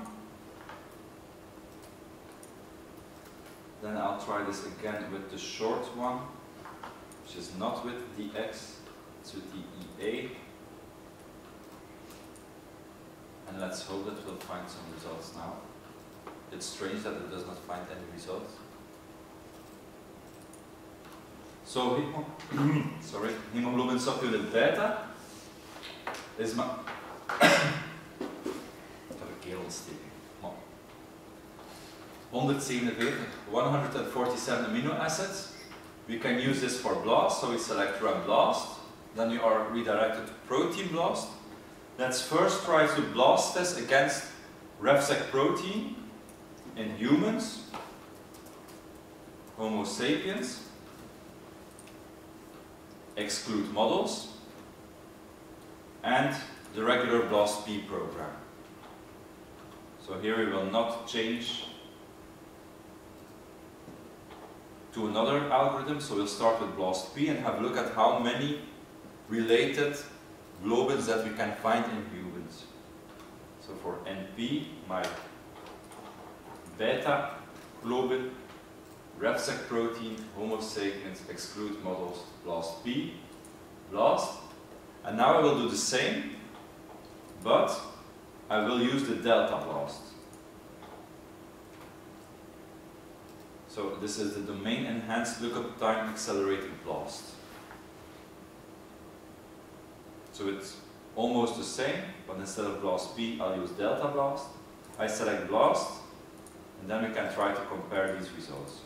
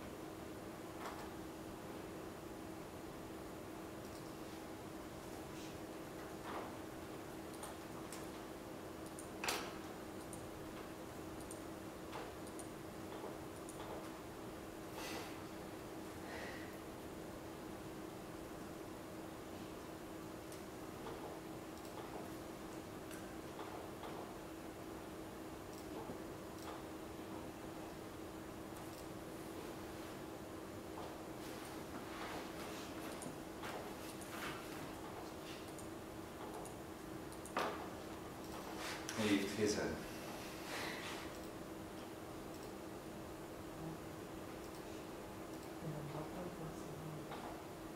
Die datablast is er al doorgekomen.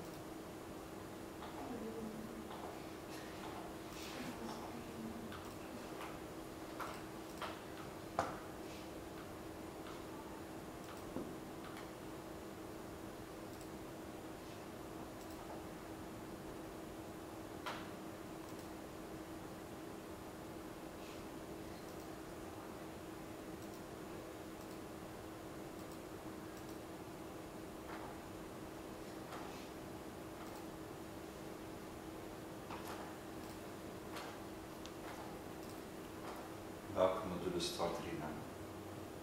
Dat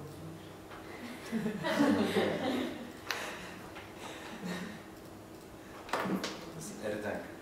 Kan dat? Data analyzing visualization and biostatistics using Die naam is recent aangepast. Vroeger was dat biostatistiek met R. Nu is het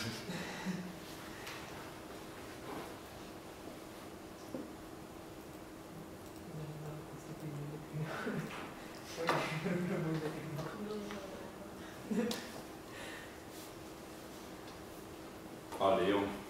De datablast is de snelste.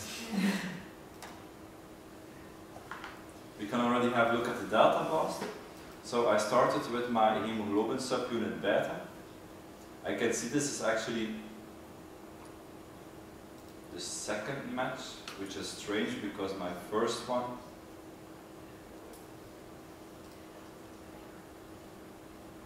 has the same coverage but a lower percent identity. So not really know how that happened. But we can find hemoglobin subunit beta, delta, gamma, gamma 1 and gamma 2, and we have epsilon, zeta, also the alpha we can find, so the alpha globins we can also find, the theta, the mu, and then we can even find, and these are very distantly related, so 26, 21, 25% identity, but even here we can find the cytoglobin, neuroglobin, myoglobin. So these are more distantly related globins that we would normally not find when we perform a blast search using hemoglobin subunit beta. But here we can find them, and they have very good e-values. So still here for the worst match, we can get an e-value of 4 times 10 to the minus 26, indicating that they are very sure that this is a homologous sequence, even if we only have 25% identical residues. So this is very good. And here we have e-values of 1 time 10 to the minus 61. So this is very good. Yeah, still busy.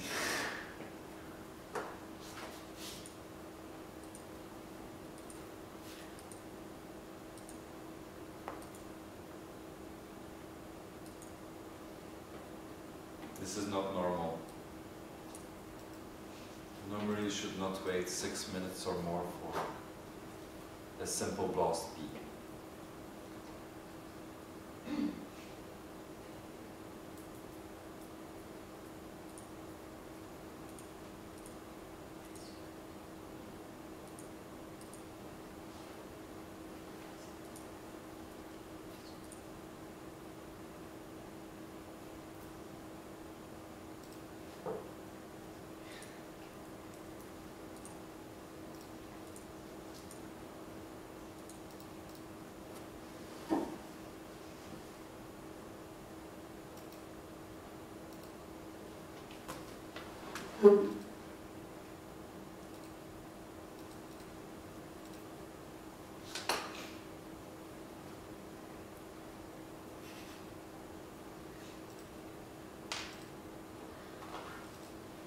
It's like when you give a presentation for a traineeship and you try to give a demo and it doesn't work. I should have provided screenshots.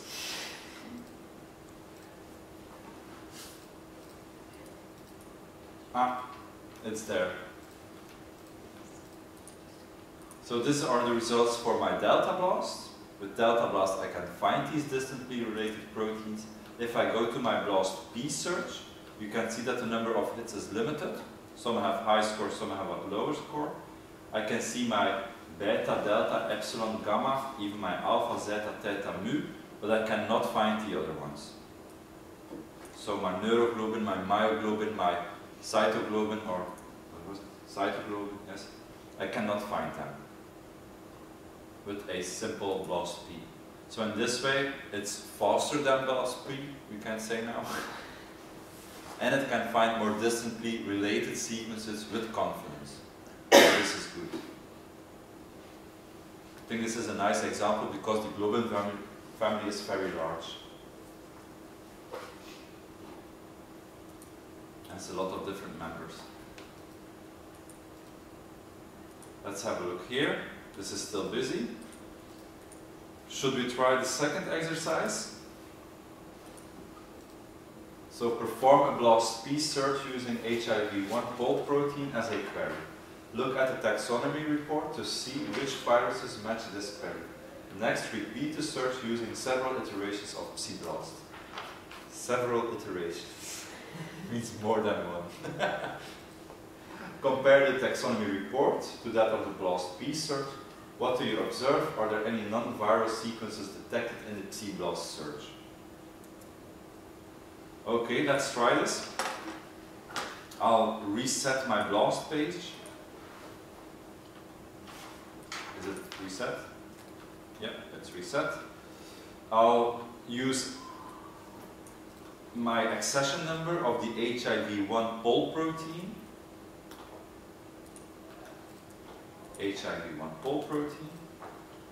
Perform a blast P search as a query. Look at the taxonomy report to see which viruses match this query. Next, repeat it using several iterations. Okay, so let's have a look. Which database will I choose? RefSec. So by default RefSec, only if you have bad results you can try to non-redundant database. Do I need to include or exclude some organisms? But I need to exclude my models.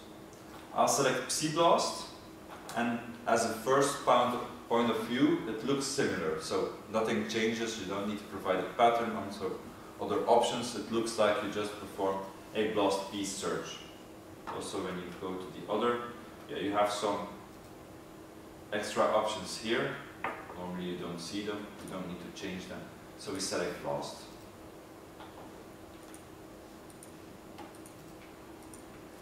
And let's hope that this will go a little bit faster. So now CBLAST is actually just performing a BLAST piece search. If you don't have any results with the BLAST piece search, this is not useful for CBLAST because we don't have the results that we need to create a scoring matrix. So we need to find at least some results that we can use for further analysis.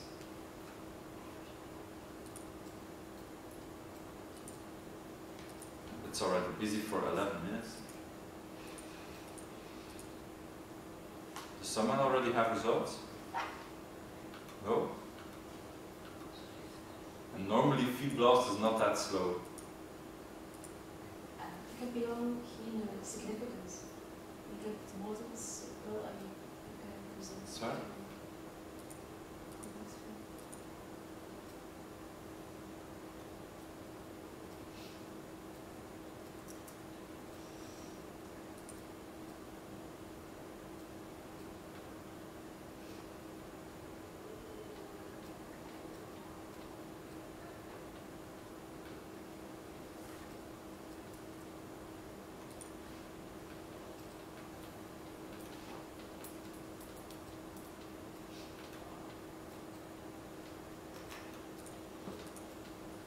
Het enige dat we dan nog kunnen doen, if we don't have significant results, is to select a non-redundant database.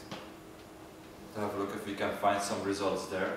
But normally, it should work with the RefSec database because we did this before and it worked. So it's strange that we don't get any significant results. But we can try doing this with the non-redundant database. So this is the short one. Then I'll have a look at the longer one, also non-redundant.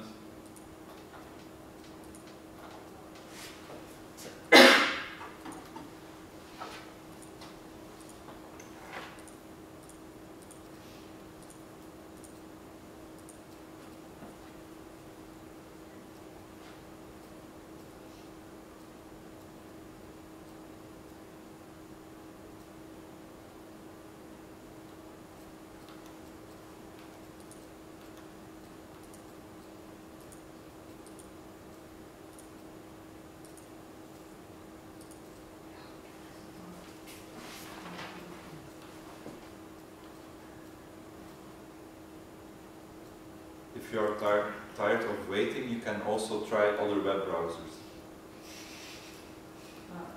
Langsboven staat er PSI in plaats van PSI. Kan dat? Want ik heb al een resultaat gekregen, maar Ja?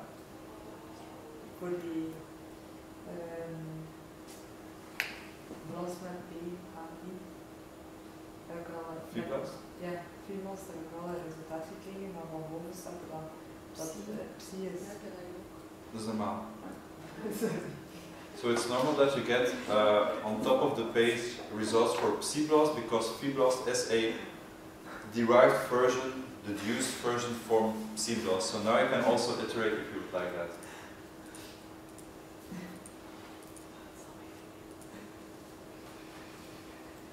And you have results against the RefSec database? Yes. Get new results with email with non-redundant.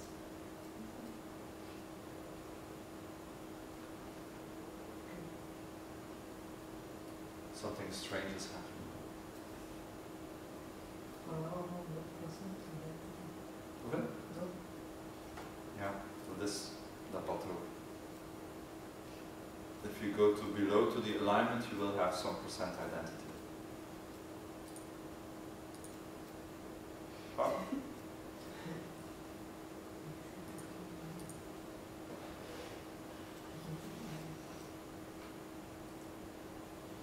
So it's normal that it's indicating 0% identity.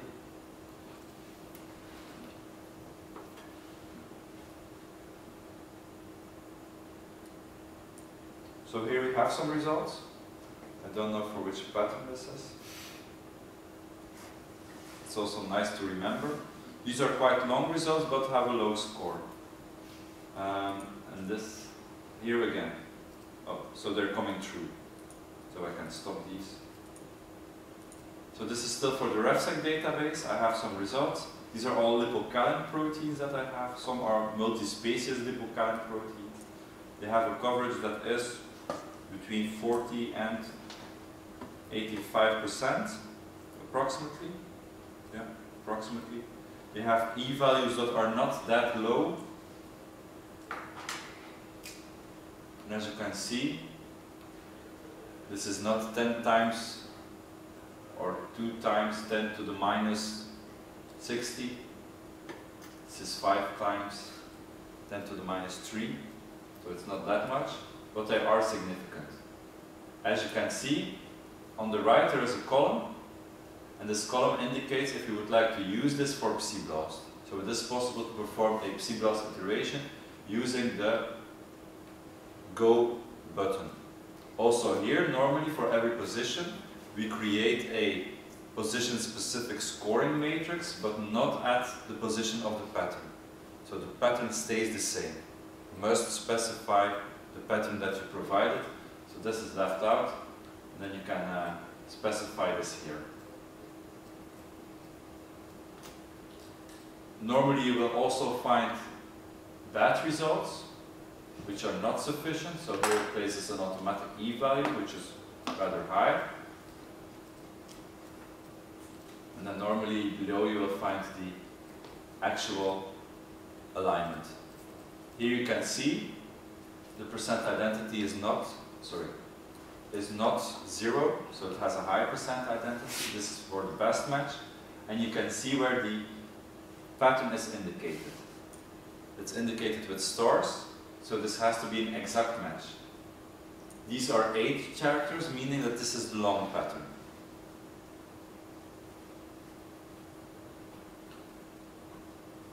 So this is the long pattern, and this needs to be the short pattern. I'll select the first one. So this will be the short pattern. This has only 6 characters. So this is the short pattern. My question was, explore PSI-BLAST using human RBP4 as a query, restricting the output to bacteria and the RefSec database. I needed to include models. Save the results. Repeat it with another pattern. How do the results differ? Of course, here you have to look at the number of results that we have. So a little bit more on top. All significant results are in this list. If we select them, we see that for the short pattern, we have 147 significant hits. If we do this for the long pattern, normally a button descriptions. If we do this for the long pattern, and we select, we have some more. Of course, we combine 2 things. We had a short pattern, but a more strict one, long pattern with more loose. Therefore, it's not that easy to compare. If we look at the E-values, this is for the long pattern. The best E-values that we have are 3 times 10 to the minus 5. With the short pattern, this is 4 times 10 to the minus 5. So with the short pattern, we have some extra statistical significance here, which we don't. No, this is better. 3 times 10 to the minus 5 is better than 4 times 10 to the minus 5. Of course, the difference is not that much. If you look at the pattern itself, the pattern is not taken into account in the calculation of the score. So it does not count for statistical significance. It is taken out of the query when we calculate the score. So the maximum score and the query coverage and so on, this is not taken into account. Of course, if you want better results, you actually need to perform some iterations, but we will not do that. Let's have a look at PSI-BLAST, at the taxonomy report. Where can we find the taxonomy report? It's here. So we have a summary, And here we can select taxonomy report. If I do this for the first iteration, which is my original BLAST P search, you can find that we have in total already 531 hits, with 144 hits being from viruses, which means that we also have some bacteria that are available which are not grouped. So a lot of bacteria are matched. Do we match something else? Butterflies? Moths? Do we match humans? Yes? No. Bivalvia? An oyster? It's true. It's an oyster. Lactobacillus. Don't know what that is. Bony fish, frogs and toads. So we can find some matches. And you will see that if you perform multiple iterations, I can select the go button, but of course this will not actually. Don't think that we have enough time for that. But if you select the go button, you will see that all results that are selected here, or select for PSI-BLAST, are actually used to create a scoring matrix.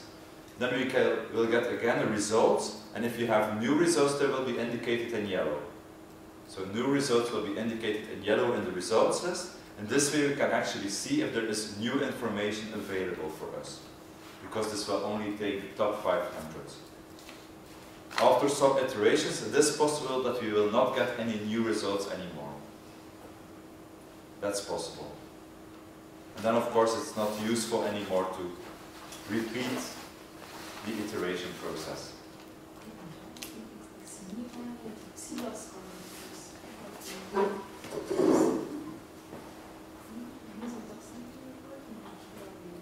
Dus terug naar die andere, een beetje naar beneden. En eigenlijk boven de resultaten is. Oei. Ik heb wel gedaan, Ja, je moet echt wel PSI-BLAST aanklikken. Dus bij de BLAST P pagina onderaan kan je dan kiezen BLAST P, PSI, Phi, Delta BLAST.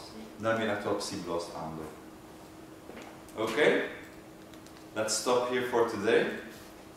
Have a nice weekend, and so on. And I'll see you in 2 weeks, I think.